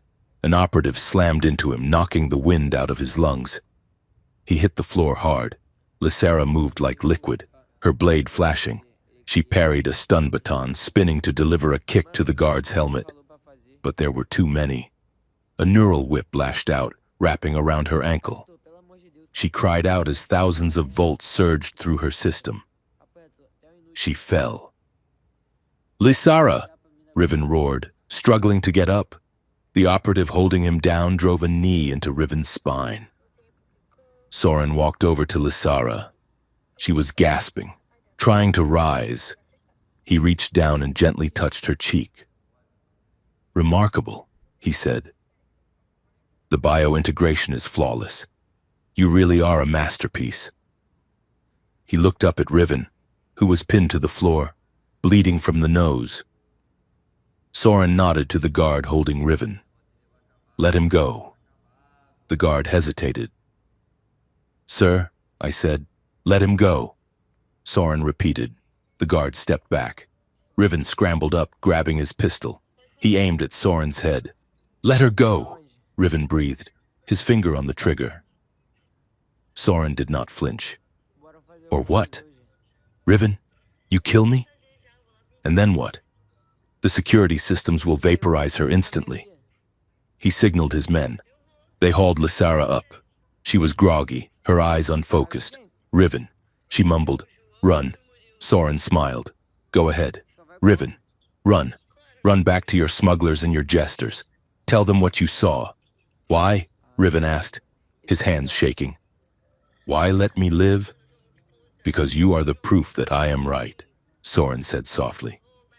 "You are broken. Riven, you are emotional, irrational, and inefficient. You are everything I am trying to cure. I want you to live with the knowledge that you could not save her. I want you to suffer the chaos you seem to love so much." He turned, his men dragging Lysara into the turbolift. "I will be seeing you at the address," Soren called back. "Do try to be on time." The doors slid shut. Riven stood alone in the corridor. The silence was deafening. He stared at the closed doors, the pistol heavy and useless in his hand. He let out a scream of pure, unadulterated rage, a sound that echoed through the cold metal belly of the beast. Then, he turned and ran, not away from the danger, but toward the only exit. He had to get out. He had to regroup. Soren thought breaking Riven would destroy him. Riven wiped the blood from his lip. He holstered his weapon. Soren was wrong. Breaking Riven only cleared away the last of the debris. Now, there was nothing left but the mission. He was coming back, and he was going to bring the whole sky down with him. The underbelly of the Ethelgard ring smelled of recycled water and ozone, a sharp contrast to the perfumed air of the gala decks 3 kilometers above. Riven Cole sat on a crate of stolen munitions, his hands clasped tight enough to turn the knuckles white. He was not looking at the weapons. He was looking at Kalo, the 4-armed Lyran leader of the Fractured Jesters, who was currently applying a layer of neon blue grease paint to his face. "We have 12 men," Riven said, his voice tight. "If we hit the ventilation shafts at the south quadrant, we can breach the medical wing. It will be a bloodbath, but we can get her out." Kalo paused, holding a makeup brush in one of his upper hands. He turned to look at Riven, his eyes, usually bright with mischief, were serious. "A bloodbath," Kalo repeated. "That is your solution. You want to storm the castle, kill the dragon, and save the princess. It is a very human story. It is also boring." Riven stood up, kicking the crate. "She is being held by a man who rewrites souls. Kalo, I do not have time for art." Kalo stood as well, towering over Riven. He placed 2 hands on Riven's shoulders, pinning him in place. "You are grieving, soldier, and grief makes you small. It makes you think the only tool you have is a hammer. Look at the monitors." Kalo pointed to a bank of screens set up against the damp wall of the sewer tunnel. They were displaying feeds from across the station. In the lower districts, people were gathering. They were not rioting. They were watching pirated streams of the Fractured Jesters' performances. They were laughing. "The Empire runs on fear," Kalo said, his voice rumbling. "Fear is a gravity well. It holds everything in place. But laughter disrupts the gravity. It makes the scary monster look ridiculous. Soren expects an attack. He expects a soldier. If you go in there with guns blazing, you are playing his game. You are validating his need for order." Riven looked at the screens. He saw a group of dock workers mimicking the stiff walk of Imperial guards. He saw the tension leaving their shoulders. "So what do you suggest?" Riven asked. "We tickle the guards to death?" "No." Kalo grinned, exposing his silver teeth. "We create a spectacle so loud, so absurd, and so undeniable that Soren's security grid won't know where to look. We do not attack the walls. Riven, we melt them." Riven took a deep breath. He thought of Lysara on the stage at the Comet City. He thought of how she had disarmed a crowd with a joke. He realized that for 20 years, he had confused violence with strength. Real strength was controlling the narrative. "Okay," Riven said. "We do it your way. But I am the one who goes in for her." "Of course," Kalo said, handing Riven a data pad. "You are the leading man. Now, put on this headset. We have a show to run. High above, in the sterile silence of the Medwing Prime." Lysara Vey sat in a chair that was bolted to the floor. The room was white. The walls were white. The light was white. It was a sensory deprivation chamber designed to make the mind crave any input it could get. The door hissed open. Admiral Soren walked in. He was not wearing his dress uniform. He wore a simple lab coat, looking every bit the kindly doctor. He pulled up a stool and sat across from her. He did not check her restraints. He did not check the monitors. He just looked at her with a terrifying warmth. I am sorry about the restraints. Lysara, he said softly. But you were agitated. Lysara stared at him. Her bioluminescence was dim, her energy drained by the neural dampeners in the chair. You are going to wipe me, she said, her voice raspy. Soren shook his head. Wipe you? No. That would be a waste. You are my greatest success. He leaned forward, resting his elbows on his knees. Do you remember where you came from, Lysara? I was an orphan of the erasure, she recited, the memory coming to the surface automatically. My parents hid me in a cargo container. I was found by a merchant fleet. Soren smiled sadly. That is a lovely story. I wrote it myself. Lysara felt a cold knot tighten in her stomach. I found you in a containment camp on the border of the Veil Nebula. Soren continued. You were 6 years old. You were starving. The camp commander was going to liquidate your block to save on rations. I took you. I saw the potential in your genetic markers. The Vey were chaotic, yes, but their empathy, their ability to interface with biology, it was a resource. He stood up and walked to a console, tapping a few keys. A holographic display appeared, showing a timeline. I enrolled you in the Mirror Seed program. I funded your training. I crafted your personality. Lysara, your wit, your defiance, your compassion. It was all calibrated. He turned to face her. And then I waited. I knew Riven Cole would eventually crack. He was too smart to be a mindless drone forever. I needed a safety net. I needed someone who could catch him when he fell, heal him, and guide him back to the fold.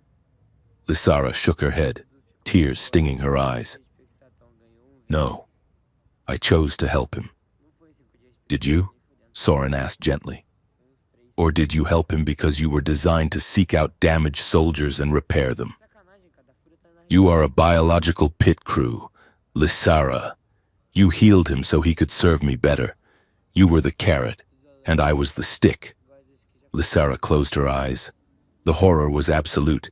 Every memory, every kindness, every moment of intimacy she had shared with Riven.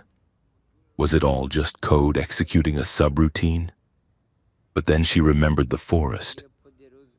She remembered the moment she held the blade to Riven's throat and whispered the warning, If you survive me, you must kill the man who saved your life.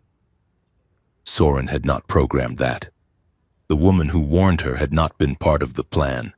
And Riven had chosen her. He had refused to let her sacrifice herself. She opened her eyes. Soren was watching her, expecting her to break. You missed something, she said quietly. Soren raised an eyebrow. Oh? You designed me to heal, she said. You designed me to understand systems so I could fix them. She looked at the console behind him. The Mirror Seed calibration bar was running a background diagnostic, which means, she continued, her voice gaining strength, I also know how to break them. Soren frowned. What are you talking about? Lysara focused. She reached out with her mind, not to Riven, but to the machine. The Mirror Seed core in the other room was connected to this console. It was reacting to her biosignature. She pushed a pulse of chaotic emotional data, fear, love, anger, directly into the calibration stream. The console sparked. The holographic display flickered and turned red. Calibration error. Harmonic dissonance detected. Soren spun around. Stop that! He reached for the controls, but the system was locking up. Lysara was flooding it with raw, uncurated humanity. It was the one thing the Mirror Seed could not process. She gritted her teeth, blood running from her nose as the neural feedback hit her. She was risking a lobotomy, but she did not stop. "I am not a tool. Soren," she screamed. "I am the wrench in your gears." Soren drew a stun baton, his fatherly mask gone. Enough. The Gala district exploded, not with bombs, but with noise. At the stroke of 2000 hours, the main stage of the Grand Spire, where the Imperial Orchestra was tuning their instruments, was hijacked. Kalo and the fractured jesters rappelled from the ceiling, dressed in oversized, grotesque costumes representing the High Council. The music shifted from a somber anthem to a frantic, up-tempo carnival tune. The crowd of dignitaries gasped. Security drones swarmed, but the jesters were ready. They fired confetti cannons that clogged the drone intakes. They released holographic decoys that ran through the crowd, causing panic and laughter in equal measure. On the balcony, Riven Cole watched the chaos unfold. He was dressed in the armor of a fallen guard he had incapacitated in the linen closet. "Now," Kalo's voice crackled in his ear. "The grid is blinded. Go." Riven vaulted over the railing. He dropped 2 levels, landing on a service gantry. He didn't run like a soldier charging a trench. He moved like a shadow. He bypassed the main security doors, using the code Juno had scrubbed from the system. He reached the medical wing corridor. 2 guards stood at the door. Riven didn't shoot. He pulled a small sphere from his belt, a device Kalo had given him. He rolled it down the hall. It popped open, projecting a hologram of Admiral Soren dancing a jig in his underwear. The guard stared, stunned into confusion. Riven moved. He closed the distance in 3 strides. He swept the legs of the first guard and drove his elbow into the temple of the second. They went down without a shot fired. He keyed the door. It slid open. Inside, Soren was standing over Lysara, the stun baton raised. Lysara was slumped in the chair, unconscious but breathing. Soren turned. Hearing the door, he saw Riven.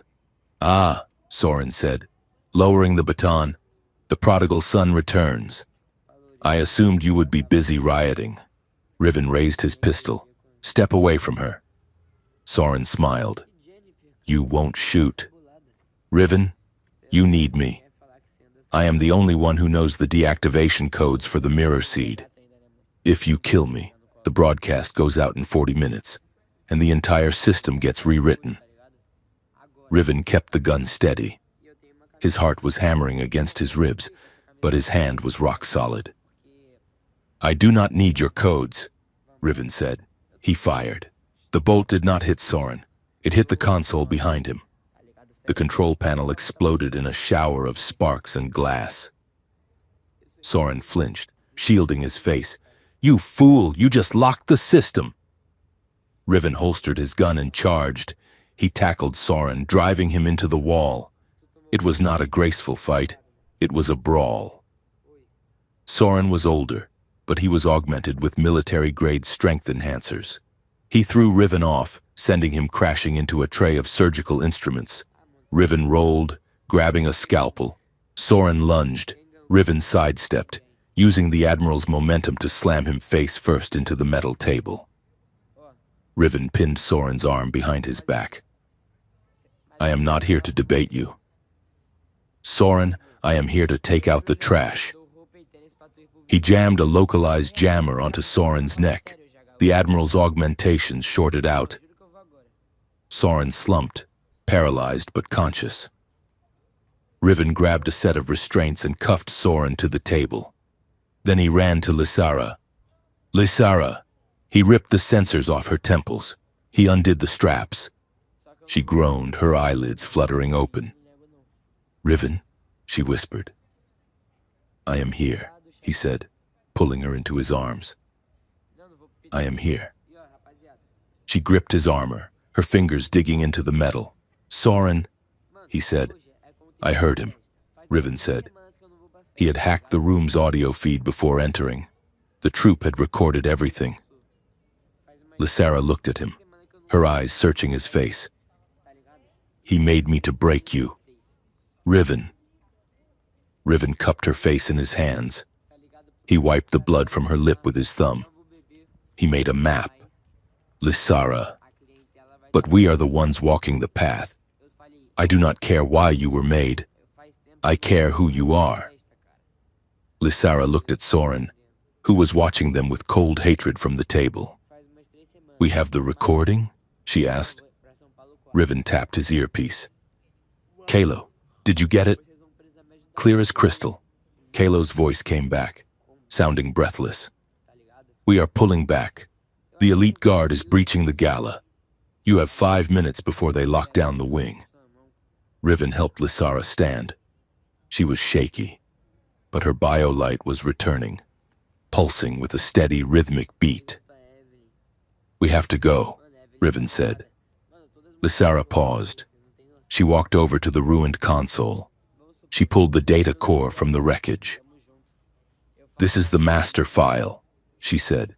The proof of the mirror seed, the list of every person he has erased. She looked at Riven. If we leave now, we can escape. We can go to the outer rim. We can disappear. Riven looked at the door, then back at her. Is that what you want? To disappear?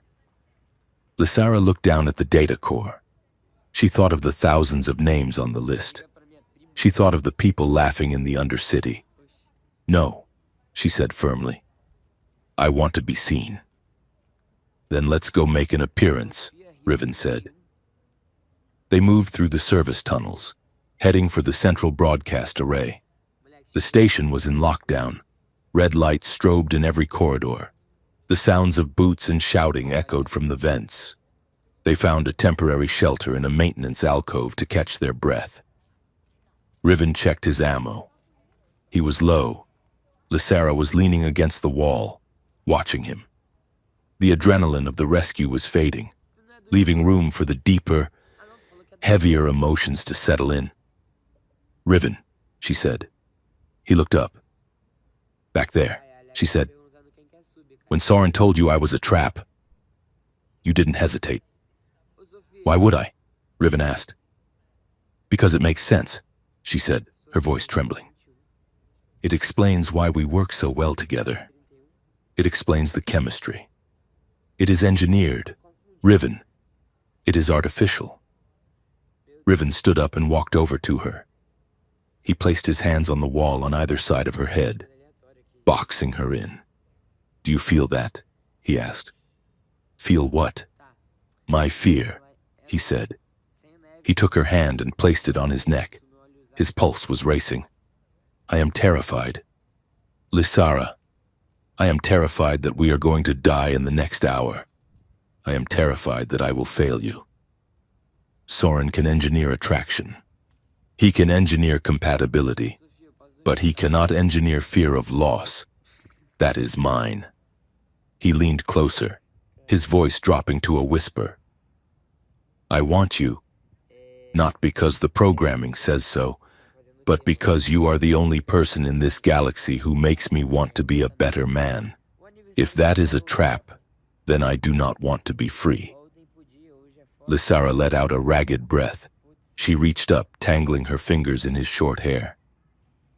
I choose you, she whispered, glitches and all. She pulled him down. The kiss was not gentle. It was desperate. It was a collision of two people who had been hollowed out by the world and had found the only thing that could fill the void. It was a promise made in the dark, defying the logic of their creation. When they broke apart, they were both breathless. Riven rested his forehead against hers. Okay, he said. Okay, she echoed. He checked his wrist chrono. The Unity address begins in 20 minutes. Soren's backup logs will try to run the speech even if he is tied to a table. Lissara held up the data core. And we have the counter-programming. We need to get to the broadcast tower, Riven said. It is at the top of the spire. It will be guarded by everything they have.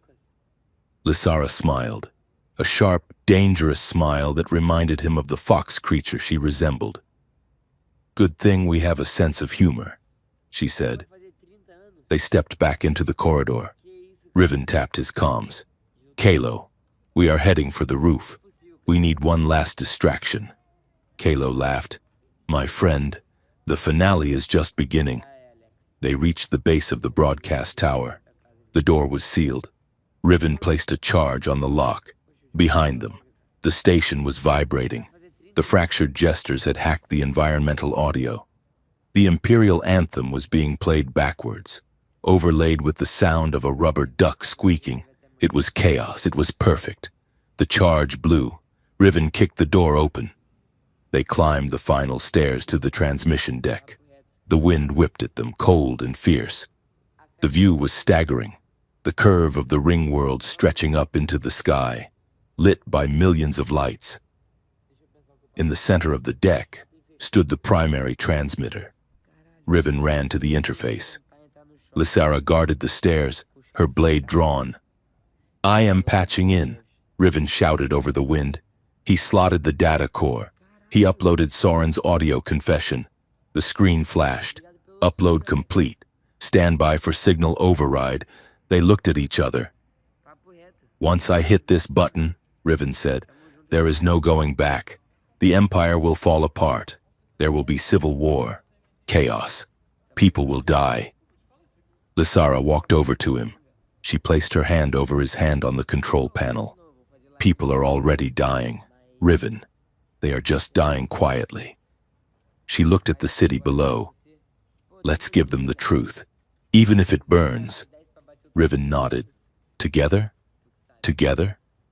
They pressed the button.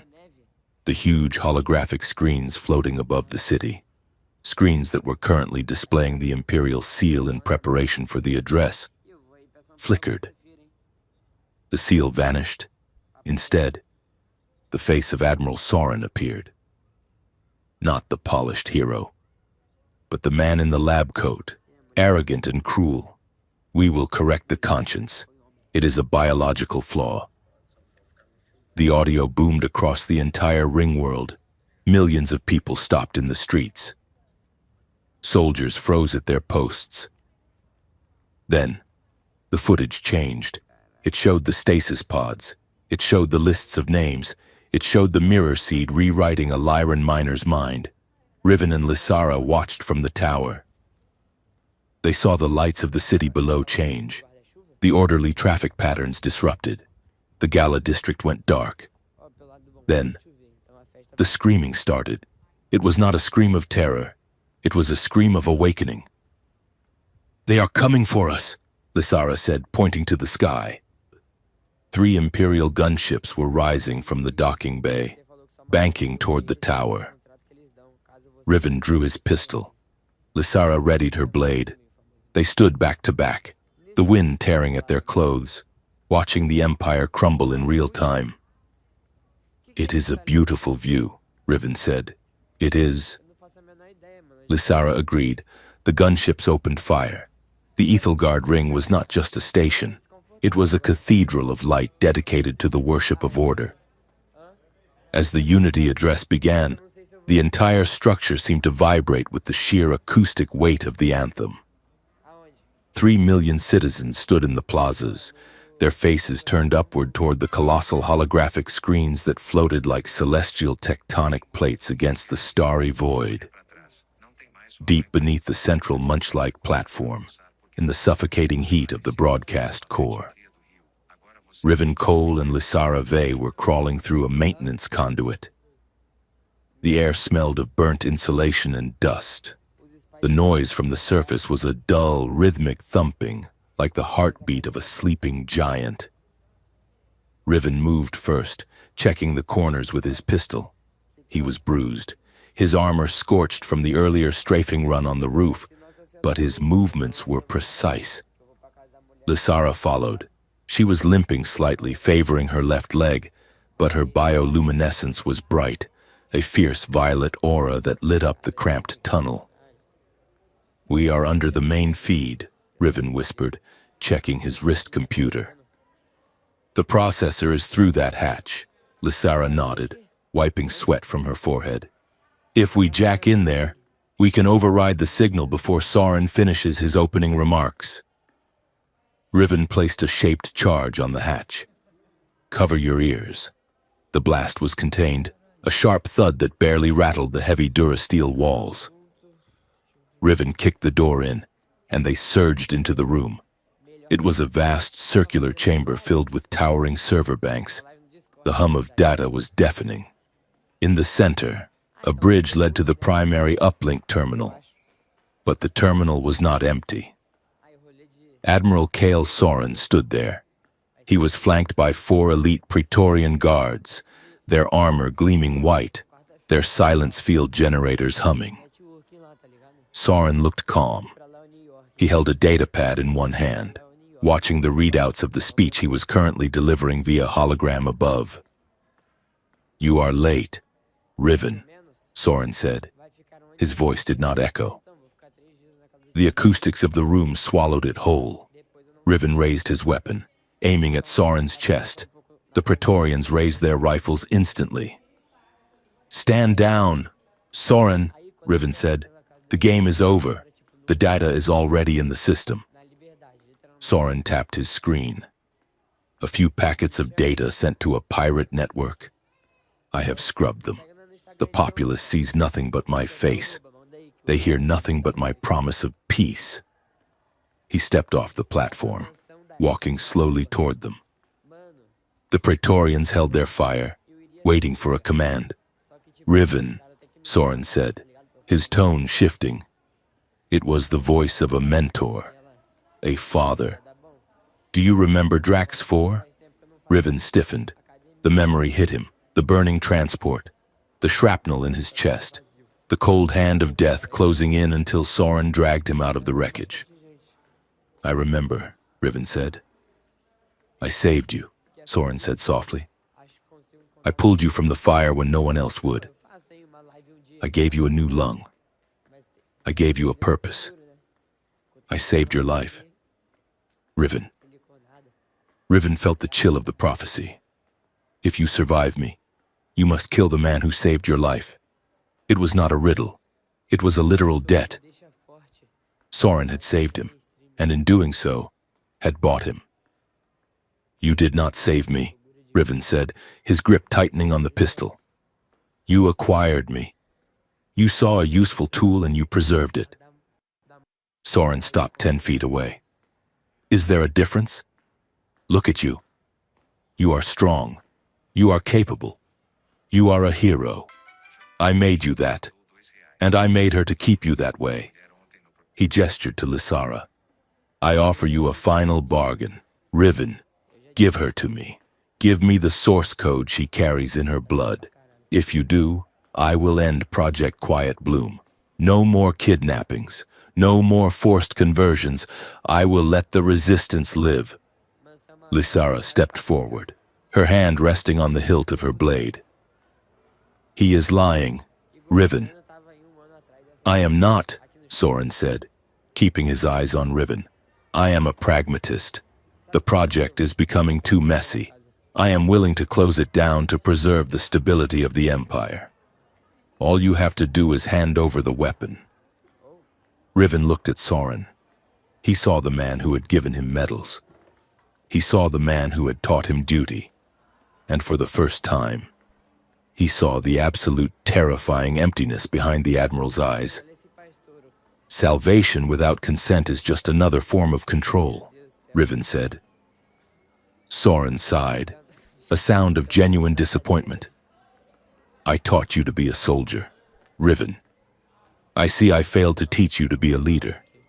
Leaders know that freedom is just a chaotic interlude between periods of order." Lysara moved. She didn't attack Soren. She sprinted for the uplink terminal. "Stop her!" Soren barked. The Praetorians opened fire. Riven screamed, launching himself forward. He deployed a portable hard-light shield, catching the barrage of plasma bolts. The impact skidded him backward, his boots carving grooves into the metal floor. "Go!" Riven shouted to Lysara. Lysara reached the terminal. She didn't type. She slammed her hand onto the interface panel. Her biolight flared, turning from violet to a blinding white. She was not just hacking the system. She was pouring her own neural architecture into the broadcast stream. Soren drew a heavy officer's pistol and fired at Riven. The shield buckled. Riven dropped the shield and rolled, coming up with his own weapon. He fired 2 controlled shots. One took a Praetorian in the throat gap of his armor. The guard fell. The other 3 guards advanced, their movements synchronized and silent. Riven did not fight them like a soldier. He fought them like an insurgent. He shot the cooling pipes running along the ceiling. Liquid nitrogen sprayed out, creating a curtain of freezing fog. The Praetorians faltered, their sensors blinded by the thermal drop. Riven charged through the fog. He tackled the nearest guard, driving his combat knife into the armor's joint. He used the falling guard as a shield against the others. By the terminal, Lysara was screaming. The data flow was burning her. "I have rekeyed the signal," she yelled, her voice cracking. "It is not an erasure pulse. It is a revelation pulse." Soren saw what she was doing.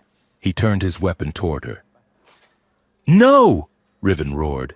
He shoved the dead guard away and threw himself into the line of fire. The bolt hit Riven in the shoulder, the same shoulder Lysara had healed in the forest. The impact spun him around, dropping him to one knee. But the distraction worked. Lysara completed the circuit. Above the ground, in the plazas, the giant screens flickered. Soren's speech cut out. The audio confession Riven had uploaded began to play. The footage of the labs filled the sky. "We will correct the conscience. Subject Lysara. Successful release. In the core room." Soren stared at the monitor. He saw his life's work unspooling in high definition for the entire galaxy to see. "You have ruined everything," Soren whispered. He turned to the console. "If I cannot have order," Soren said, his voice cold and flat, "then I will have silence." He punched in a code. Fail-safe activated. Identity wipe initiated. Target global. The room began to hum with a terrifying low-frequency vibration.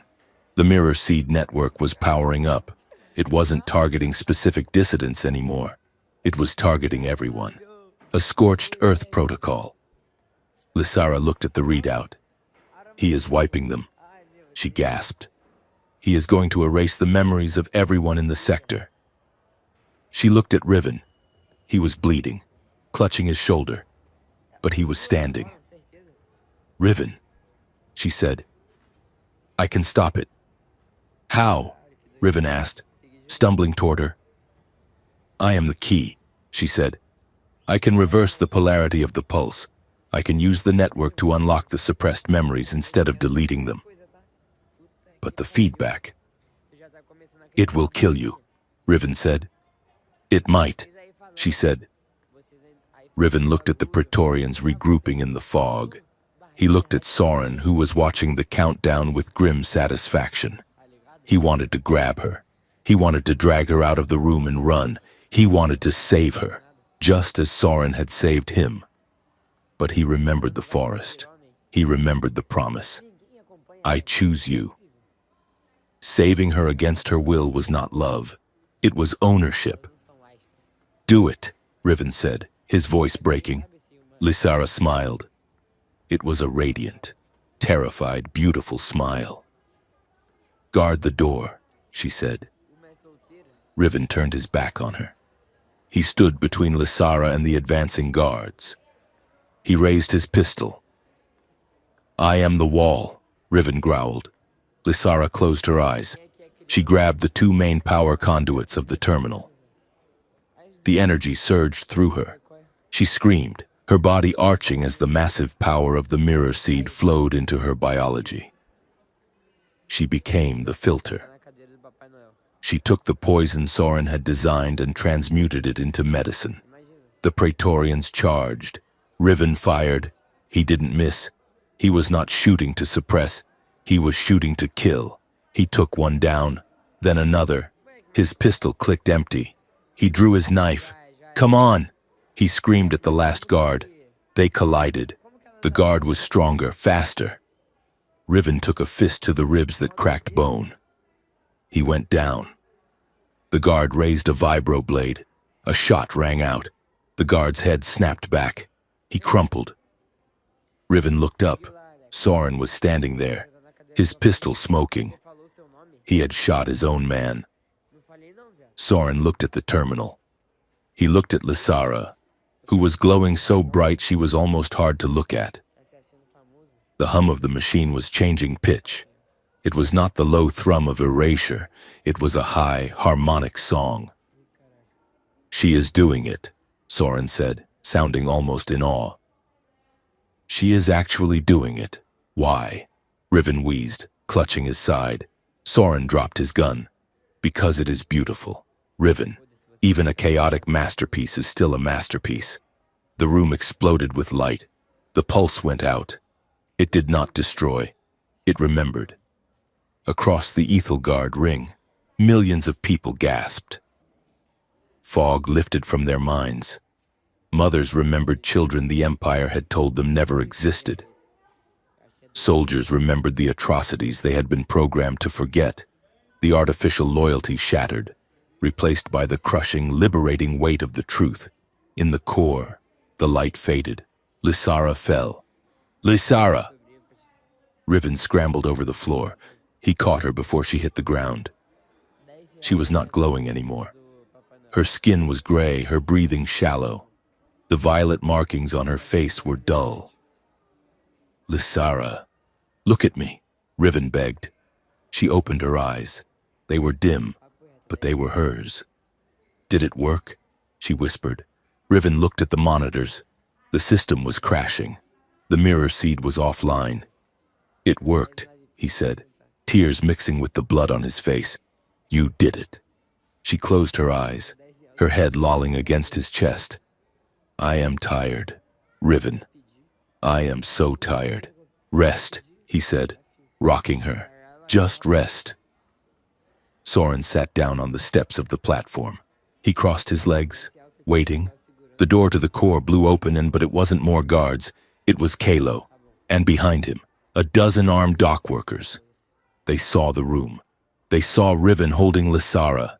They saw Soren sitting quietly. Kalo walked over to Riven. He looked at Lysara. "Is she?" "She is alive," Riven said, his voice fierce. "Get a medic. Now!" The fall of the Empire did not happen in a day, but the fracture happened in an instant. The broadcast of Soren's confession, coupled with the revelation pulse, broke the spine of the regime. Regional governors, realizing their own memories had been tampered with, declared autonomy. Fleets mutinied. The Ethelgard ring became the epicenter of a new, chaotic coalition of free systems.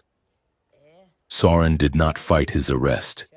He was taken into custody by the new Provisional Council. He sat in his cell, writing his memoirs, unrepentant to the end. But Riven did not care about the politics. He sat in a quiet room in the recovery ward of the station. Lysara lay in the bed. It had been 3 weeks. The doctor said the energy surge had burned out her bioluminescent nodes. She would never glow again. Her healing ability was gone, burnt away by the sheer volume of power she had channeled. She stirred. Riven leaned forward. "Hey." Lysara blinked, focusing on him. She tried to sit up, but she was weak. Riven helped her, adjusting the pillows. "You have been asleep a long time," he said. Lysara looked at her hands. They looked different, ordinary. "I can't feel the hum anymore," she said softly. "The web of life. It is quiet." "I am sorry," Riven said. Lysara looked out the window where the stars were shining. She was silent for a long time. Then, she turned to him. "I was loud enough," she said. "For one lifetime. I was loud enough."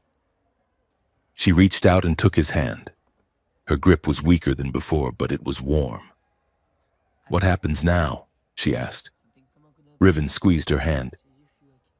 Kalo wants us to stay. He says the new council needs heroes. They want to put us on posters. Lysara made a face. I hate posters. I told him no, Riven said. He reached into his pocket and pulled out a small data chip. This is a deed.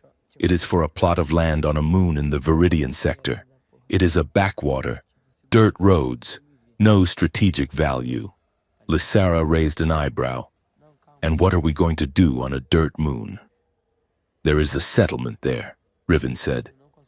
They have no doctor, and they have no sheriff. He looked at her, searching her face. I am done with war. Lysara, I want to build something. A clinic, a home, a place where we can wake up in the morning and know that the memories in our heads belong to us. Lysara looked at the chip. Then she looked at Riven. A clinic, she mused. I suppose I can learn to heal the old-fashioned way. Bandages and stitches. And I can learn to solve problems without shooting them. Riven added. Mostly. Lysara smiled. It was a different smile than before. It wasn't the sharp, dangerous smile of the resistance fighter. It was softer. More human. It sounds boring, she said. It will be incredibly boring. Riven promised. When do we leave? The sun on Viridian 3 was a soft, hazy yellow. The air smelled of pine needles and damp earth.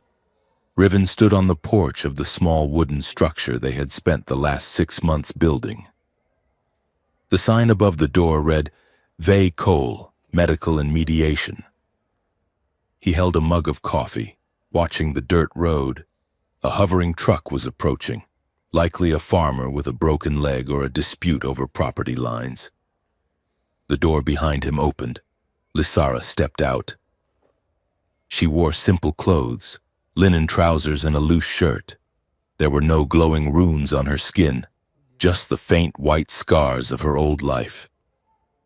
She leaned against the railing next to him. Coffee? Riven offered.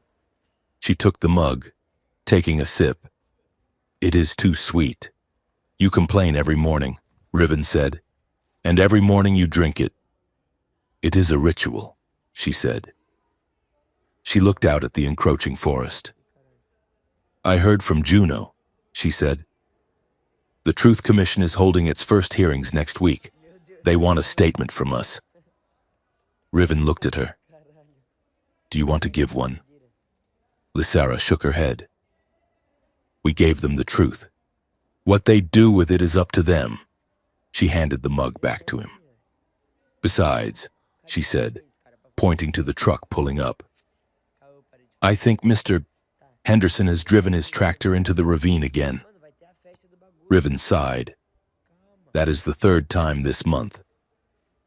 He set the mug down. He looked at Lysara.